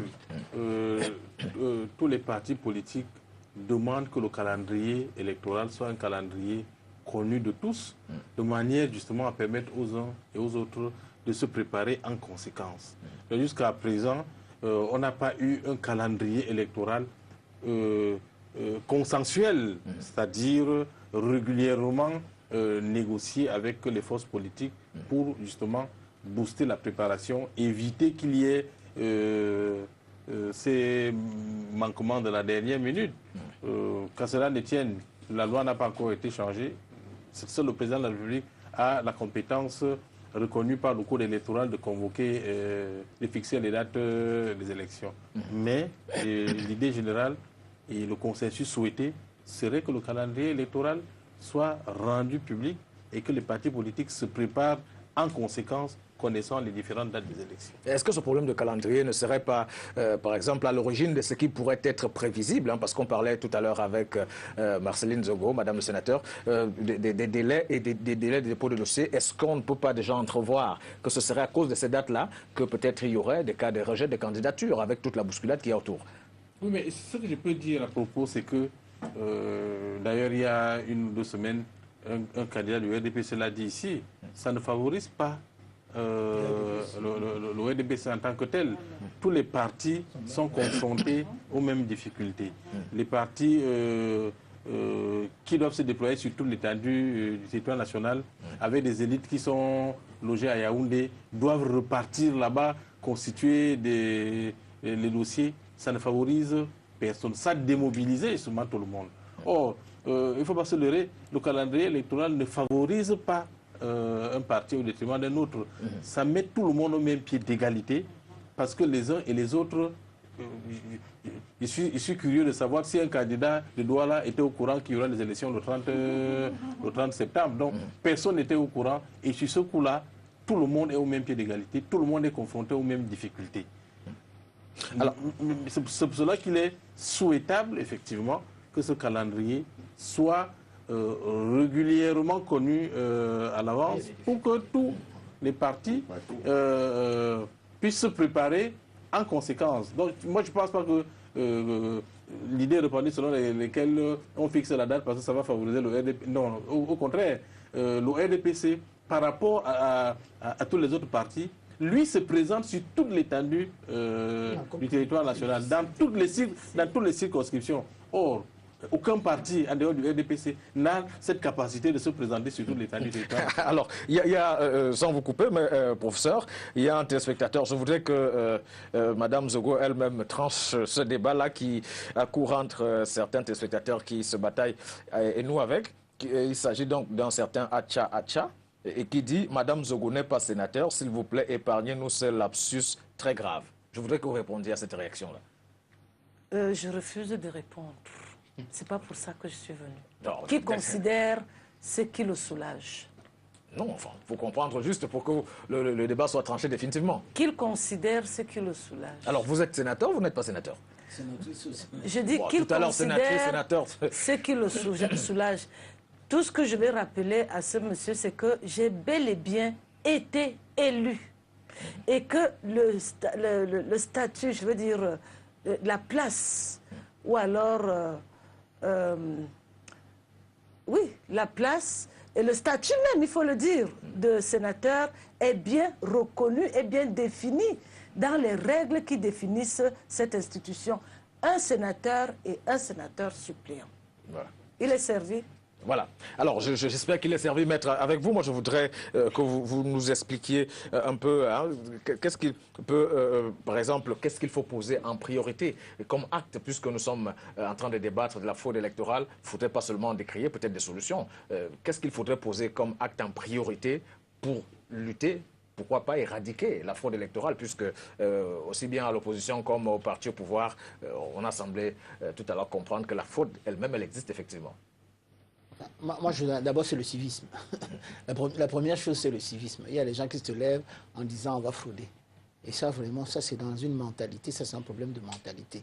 Et c'est ça ce qui apprend à l'école. C'est-à-dire, on revient à l'instruction civique. Et je suis très étonné, on a parlé de Nelson Mandela. Nelson Mandela a commencé à faire de la politique à l'ANC à l'âge de 25 ans. Et si vous voyez maintenant, la plupart des jeunes, ils ne sont aucunement intéressés par la chose politique. C'est la même chose qui consiste l'acte citoyen d'aller s'inscrire sur les listes électorales. Les gens ne veulent pas. Je vous dis, il faut bousculer les gens pour pouvoir le faire. Or, pourquoi les gens vont frauder alors qu'ils savent très bien qu'ils doivent voter pour telle ou telle personne, un candidat qu'ils connaissent, dont ils connaissent la compétence, dont ils savent qu'il peut faire quelque chose pour eux, qui peut les représenter dignement, qui peut être quelqu'un qui est compétent pour servir la nation, qui peut faire des propositions, quelqu'un qui va se battre pour eux. C'est ça ce qui est intéressant. Faire de la politique, c'est s'occuper des affaires de la cité. C'est ça ce qui est intéressant. Donc, il faudrait d'abord que les gens soient responsables. Alors, Georges Collot, parce qu'il y a un téléspectateur qui vous pose la question, à vous, Georges Collot, il dit « Bonsoir, je voudrais demander aux représentants du SDF s'ils pensent que fronder de manière stérile peut apporter quelque chose de nouveau dans le débat politique au Cameroun. » Qu'est-ce que vous répondez à cela? Quand il dit stérile, c'est quoi? Qu'est-ce que cela appelle stérile? Parce que vous vous battez depuis de longues années. Est-ce que vous apportez quelque chose dans le débat politique? Mais bien sûr. J'essaie d'argumenter un peu. Non, bien sûr, puisque, s'il vous plaît, tout le monde est d'accord que c'est à cause des SGF. Alors, il m'a semblé tout à l'heure que Marceline Zogo n'était pas d'accord, que vous disiez qu'elle est d'accord. Non, ça veut dire donc, si aujourd'hui, nous avons... Tout le monde est d'accord. Non, non, tout le monde est d'accord que c'est le SGF qui amène la démocratie dans ce pays. Non. Monsieur Biya avait dit non, avec les gens qui à l'époque, ils ont marché lorsque le SGF a amené. Il y a eu 6 tués à Bamenda, on a dit qu'on a marché sur eux. Donc, c'est le SGF qui amène la démocratie. Non. Et si aujourd'hui on parle ensemble, on insulte Biya, avant on tue pas parler d'idiot. Mais aujourd'hui on parle de Biya, c'est le SGF. Tout ce qu'on voit aujourd'hui, c'est le SGF. Je pense même à ma maman qui est au village connaît, que John Founi a amené, le SGF a amené quelque chose dans ce pays. Vous êtes né avant ou après 1982? Moi, je suis né avant. Alors bon. Alors, on va avancer puisque le temps est imparti. C'est vrai qu'avant 1982, il n'y a pas la démocratie. Biya a accepté parce que... Non, continuons le débat. Le temps est parti. Georges Collot, on va évoluer dans le débat. Je voudrais peut-être, sauf si le révérend avait quelque chose à ajouter là-dessus, moi je voudrais, avec le professeur, poser la question de savoir finalement à qui profite la fraude électorale, si tant est qu'elle peut aussi bien poser du tort dans les deux parties, dans l'une comme dans l'autre partie. Je voulais peut-être... Oui, mais d'abord le révérend, ensuite le professeur. Voilà. Oui, il faut que les gens comprennent que gérer un pays, ce n'est pas de la blague. Et il faut que tous ceux qui sont dans le jeu politique soient vraiment sincères. Parce que le peuple a besoin de gens crédibles. Je pense que quand j'étudie très bien la situation politique et peut-être ce qui cause à un moment donné la démobilisation, c'est est-ce que les Camerounais ont encore confiance en leurs dirigeants? Et c'est pourquoi il est important. Parce que quand on parle qu'est-ce qui pour vous susciterait ce manque de confiance, si tant est que manque de confiance il y en a? Oui, c'est peut-être les déceptions, n'est-ce pas, des uns ou des autres, à tort ou à raison. Je ne suis pas là pour juger, mais je dis que tous ceux qui sont dans le jeu politique à l'heure actuelle doivent tout faire pour convaincre les Camerounais, pour amener les gens à croire de nouveau à ce qu'ils sont en train de dire pour que ceci s'implique. Et qu'est-ce qu'il faut faire précisément? Parce que ce discours, j'ai l'impression... Oui, la base, c'est qu'il faut que théorique. Nos dirigeants craignent Dieu. La crainte de l'Éternel est le commencement de la sagesse. Mais est-ce que vous pensez que ce discours-là passe encore? Parce que non, pas pour si ça ne passe pas... On a vu pendant les présidentielles des leaders de partis politiques qui ont tenu ce même discours si ça ne passe très proche du religieux et qui, visiblement, n'a pas porté pour la suite. Non, c'est parce qu'à un moment donné, nous, en tant qu'homme d'église, on ne peut pas cesser de prêcher. Parce que il est important que la crainte de Dieu soit dans les cœurs. On ne dirige pas un peuple sans la crainte de Dieu. Il faut qu'à la base, tous ceux qui sont dans le jeu politique apprennent à craindre Dieu. Parce que si tout le monde craignait Dieu, on n'aurait pas besoin de faire la police ou de faire un certain nombre de choses. Il faut que les gens comprennent que s'ils craignent Dieu, ça va les éloigner du mal, ça va les éloigner de la fausseté, ça va les éloigner de la corruption. Voilà la contribution que je voulais dire. Alors, professeur, avant que vous répondiez, je voudrais lire quand même une réaction qui m'arrache un sourire. Il s'agit de celle de Zinga Phil Baïha, s'appelle-t-il, alors, qui dit... on va lire... alors, en tout cas, quand je lisais tout à l'heure, il disait que le RDPC, en l'état actuel, même face à Jésus-Christ, gagnerait les élections à coup sûr. C'est peut-être drôle, c'est vrai, mais peut-être pour vous permettre de vous exprimer et qu'on referme ce sujet sur la question de tout à l'heure, à qui profite finalement la faute électorale. Non, déjà pour calibrer la réaction de M. Bahia, voilà. Il y a une séparation entre le spirituel et le temporel. Donc Jésus ne se mêle pas des combats temporels. Et depuis, on a assisté à la séparation entre les églises et l'État. Je crois que le temps de Saint-Augustin, le temps de Cicéron, tout ce temps-là a évolué. Paul a tranché ce débat pour les chrétiens. Je crois que ça a avancé. Donc son analogie est une analogie vraiment anachronique, mal inspirée et inadaptée au contexte démocratique. Pour revenir à votre question, à qui profiterait la fraude électorale? Davantage, la fraude électorale est une atteinte à la démocratie, aux valeurs démocratiques. C'est ça le principe de base. C'est-à-dire que tout le monde se bat pour que la démocratie puisse prendre corps. Et si jamais ça pourrait profiter à un parti, ce parti-là, justement, ne s'arrime pas à la volonté des uns et des autres d'instaurer un État démocratique, un État qui croit aux valeurs qui puissent consolider notre République en République qui a intégré, justement, un système de gouvernement qui puisse être articulé sur les valeurs, le respect du verdict des urnes, la sincérité du vote, la loi de la majorité comme principe de gouvernement. Moi, je pense que tout ça, il faut éduquer les partis politiques, il faut éduquer les militants qui font souvent des actes sans demander l'avis de leur hiérarchie parce que c'est chaque baron local qui veut, pour des raisons personnelles, gagner à tout prix, qui s'engage. Ce n'est pas le parti qui lui dit d'aller frauder. Donc ça doit être dénoncé parce que ça porte atteinte à l'ancrage démocratique. Voilà. Alors, avant de finalement passer, je suis obligé de lire également cette réaction. Quelqu'un qui signe sous le nom de Plaque Minier, c'est un pseudonyme, qui dit que le pasteur ne mélange pas la foi à la gestion de la cité et que Mme Zogo nous explique ce qu'est le Sénat au Cameroun et le rôle qu'elle peut jouer au niveau de sa circonscription. qu'ils m'épargnent de leur... Ils ne vont pas m'entraîner dans leurs élucubrations. Ce n'est pas pour ça qu'on est là. Voilà, merci madame. Nous soufflons donc avec cette transition pour nous remettre, nous continuons sur les pistes de la démocratie, mais cette fois-là, nous parlons de l'Égypte. Nous allons franchir plusieurs frontières pour nous retrouver dans le cataclysme égyptien. À tout de suite.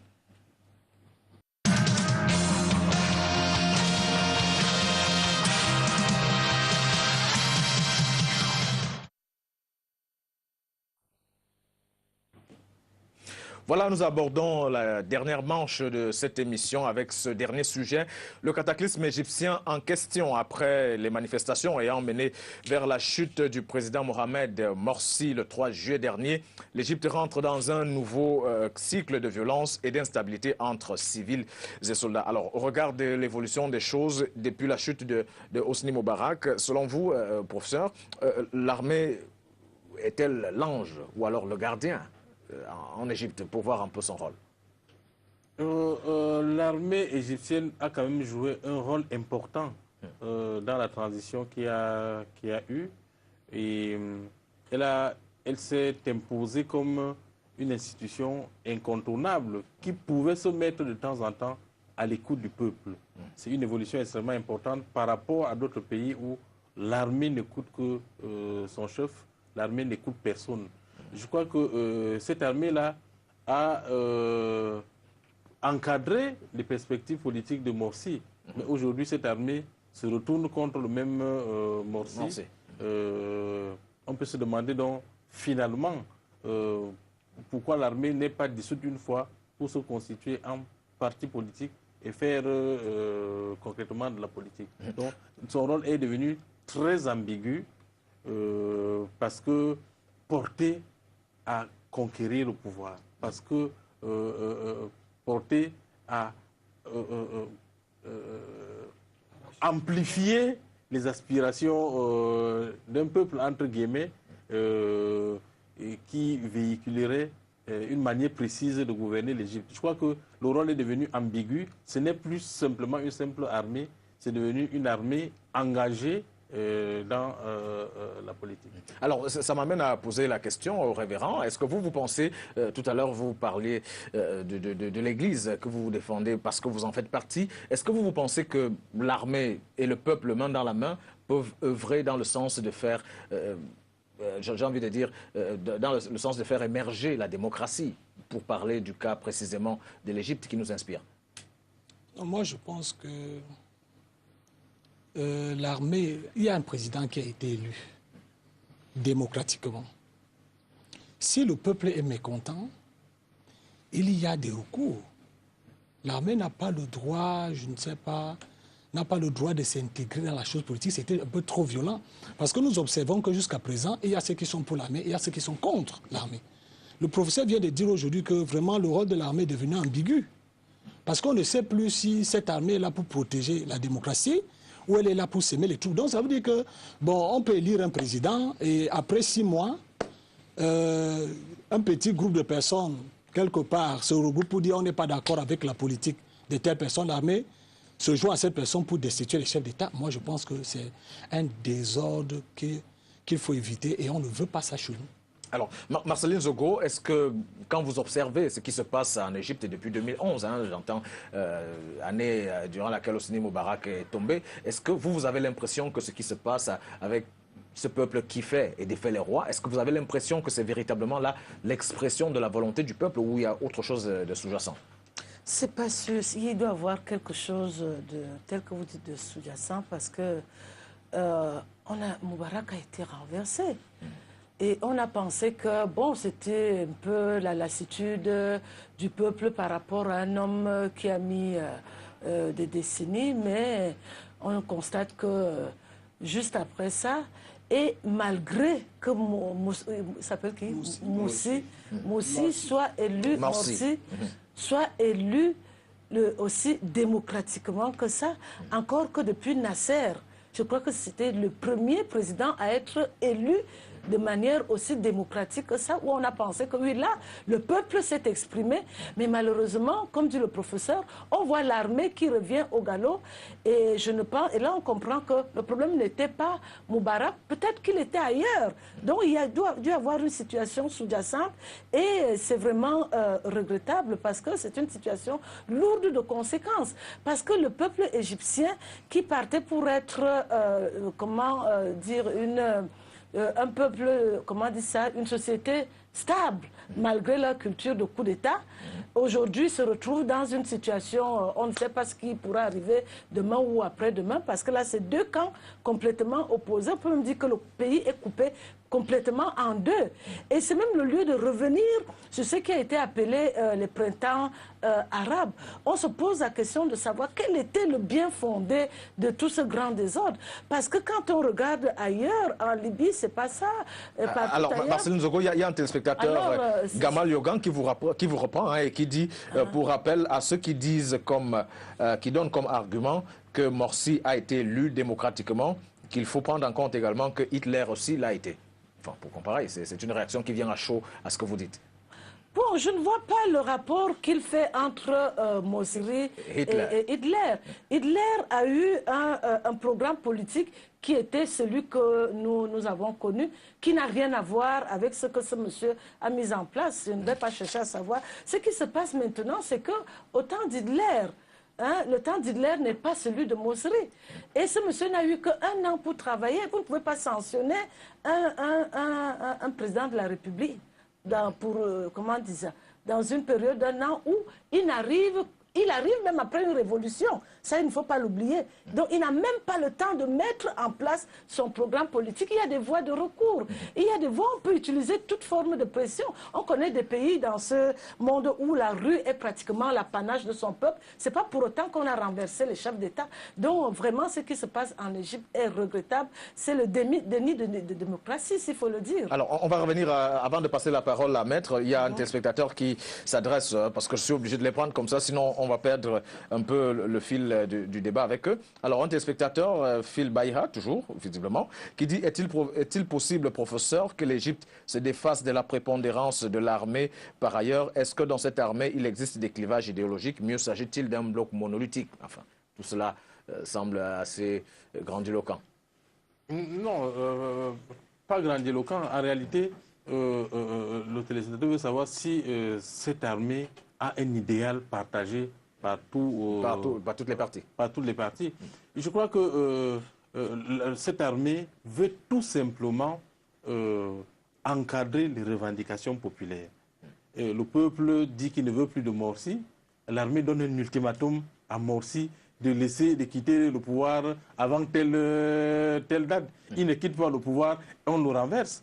Parce que le peuple l'a demandé, parce que le peuple vient manifester. Moi, je pense que dans le cadre d'un mandat présidentiel, si le mandat est de 5 ans, il faut attendre la fin du mandat pour sanctionner le président par voie électorale. Parce qu'en démocratie, la sanction se retrouve dans l'urne. C'est le bulletin de vote que détient un électeur pour amener un dirigeant à débarrasser le plancher. Ce n'est pas l'armée. L'armée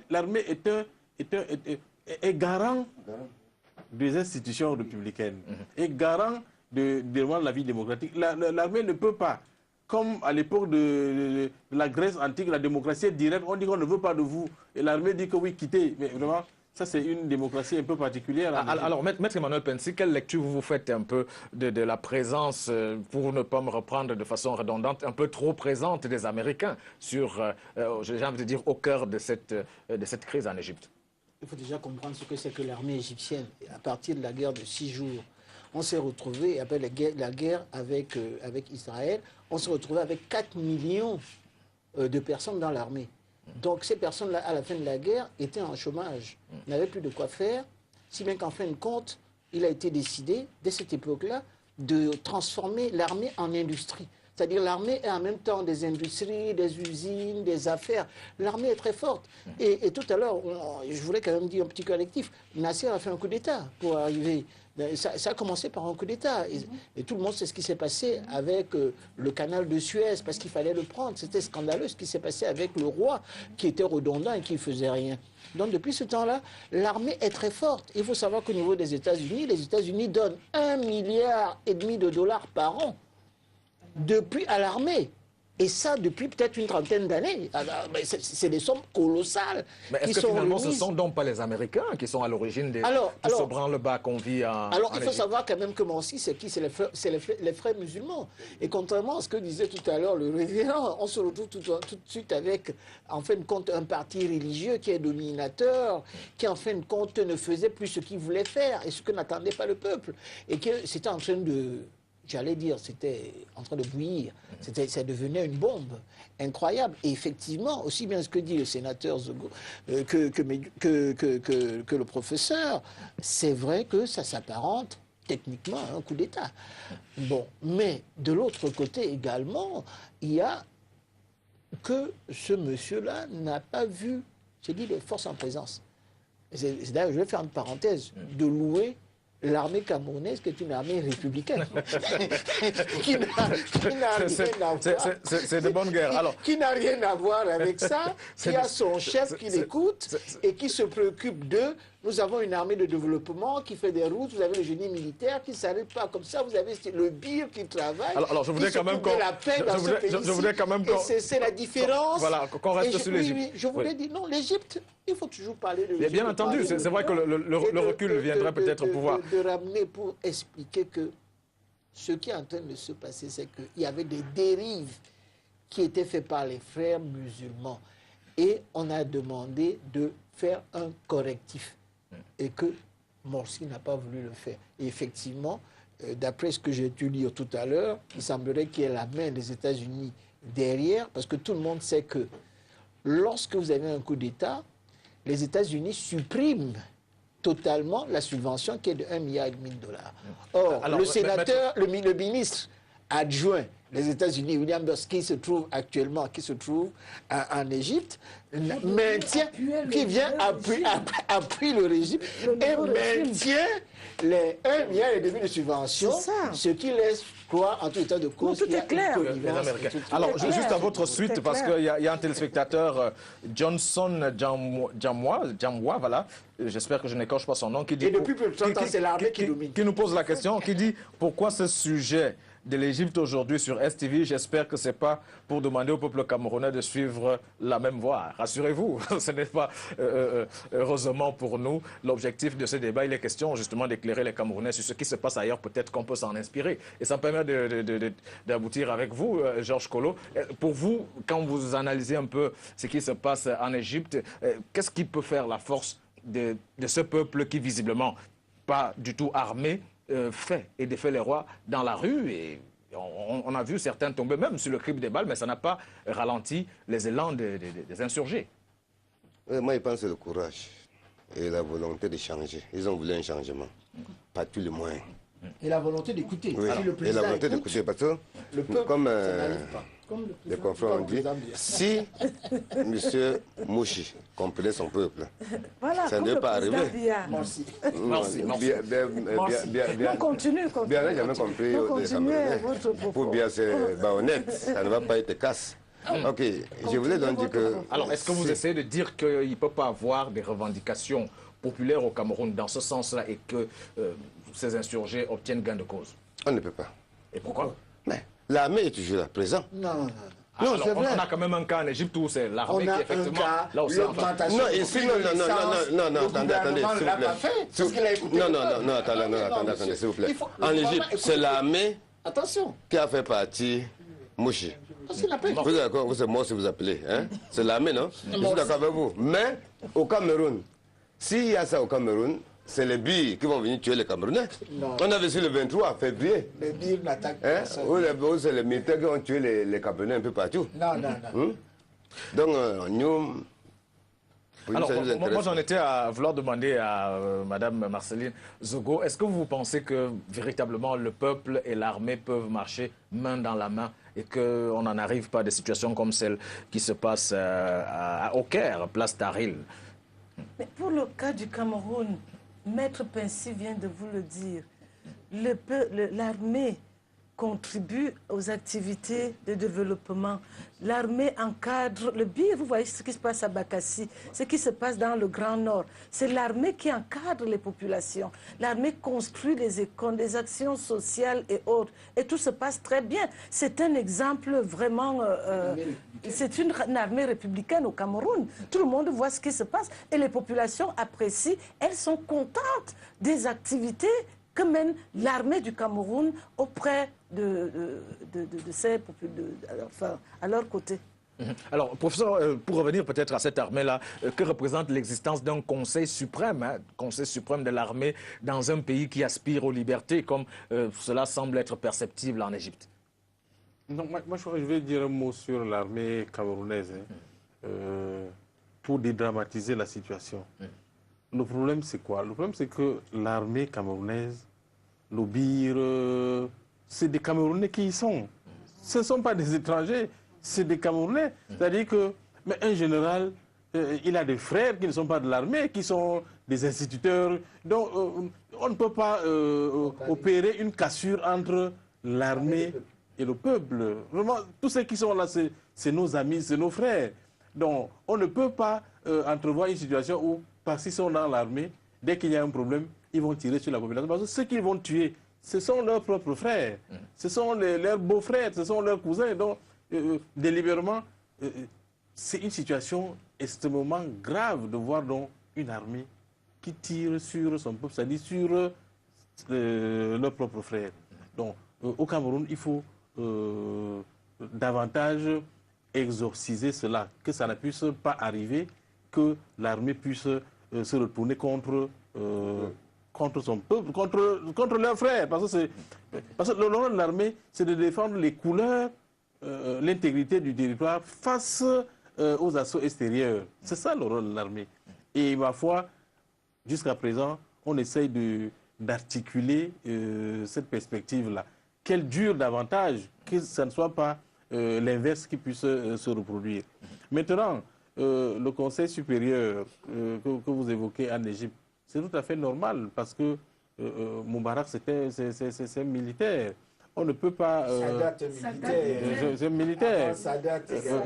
Non, je crois que... Est-ce qu'on peut parler de démocratie dans ce cadre? Non, on ne peut pas. On ne peut pas. C'est pour cela qu'on souhaitait tant qu'il puisse y avoir la démocratisation, qu'il puisse y avoir un retour à la liberté. Sauf que le danger de la liberté, c'est qu'elle ne sert à rien là où les besoins ne sont pas satisfaits. Donc c'est ça. On cherche la liberté, mais la liberté s'exprime davantage quand les uns et les autres peuvent travailler, peuvent entretenir des familles. Donc la liberté ne sert à rien quand elle est engluée dans la pauvreté. Et les revendications qu'on voit de manière anarchique en Égypte sont dues au fait que, malgré justement les printemps arabes, malgré la conquête de la liberté n'a pas été articulée dans la satisfaction de besoins. Les gens qui n'ont rien à faire peuvent rester 2 jours à la place Tahrir parce qu'ils n'ont rien à faire. Quelqu'un qui travaille dans un chantier, qui a de quoi nourrir ses enfants, ne peut pas aller là-bas tous les jours. Or, les Égyptiens... La situation économique était mauvaise, c'était de... Voilà, donc c'est ça le véritable problème. C'est-à-dire que la conquête de la liberté est bonne, mais cette conquête doit se solder par la satisfaction des besoins de tous. Si les gens n'ont pas de travail, c'est sûr qu'ils ne peuvent pas être des démocrates. Comme le disait un sage africain, on ne peut pas faire d'un démocrate un homme affamé. Un homme qui est affamé n'écoute personne si ce n'est son ventre. Alors, révérend, je voudrais revenir parce que vous avez semblé dire ici que les autorités étaient un peu le fait de Dieu parce qu'il fallait prier. Je voudrais comprendre, c'est des frères musulmans qui prient Dieu justement et qui seraient même à l'origine de tout ce branle-bas qu'on vit en Égypte aujourd'hui. Est-ce qu'on peut dire que là, c'est la main de Dieu qui dirige des autorités qui étaient établies? Parce qu'on est quand même allé à 2 ou 3, 4 autorités qui ont été déchues. Non, c'est difficile de dire que c'est la main de Dieu, mais on n'a pas vraiment de preuves matérielles. Ce qui est sûr, c'est que ce sont des événements qui arrivent, on ne peut que faire une analyse. Mais il est évident, la Bible dit, il n'y a pas d'autorité qui ne vienne de Dieu. Ça, y compris quand il y a des coups d'État. Oui, c'est-à-dire qu'il y a point d'autorité qui vient de Dieu. Donc on peut comprendre par là... C'est difficile à digérer pour un pays qui aspire aux libertés, à la démocratie. Alors, ceux qui luttent pour la démocratie, non, il faut déjà savoir de de quel Dieu il s'agit. Parce que quand on parle de Dieu, ça devient un peu un sujet délicat. Alors, on a touché le vôtre, alors. Non, non. Mais moi, je dis personnellement que on ne peut pas apprécier le fait qu'une armée se soulève contre un président élu fraîchement. Parce qu'il n'a pas eu le temps de développer sa politique.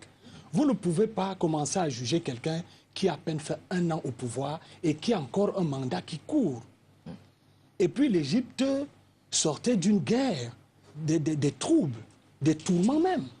Vous ne pouvez pas, après 1 an, dire que non, on est tellement affamé plus que X.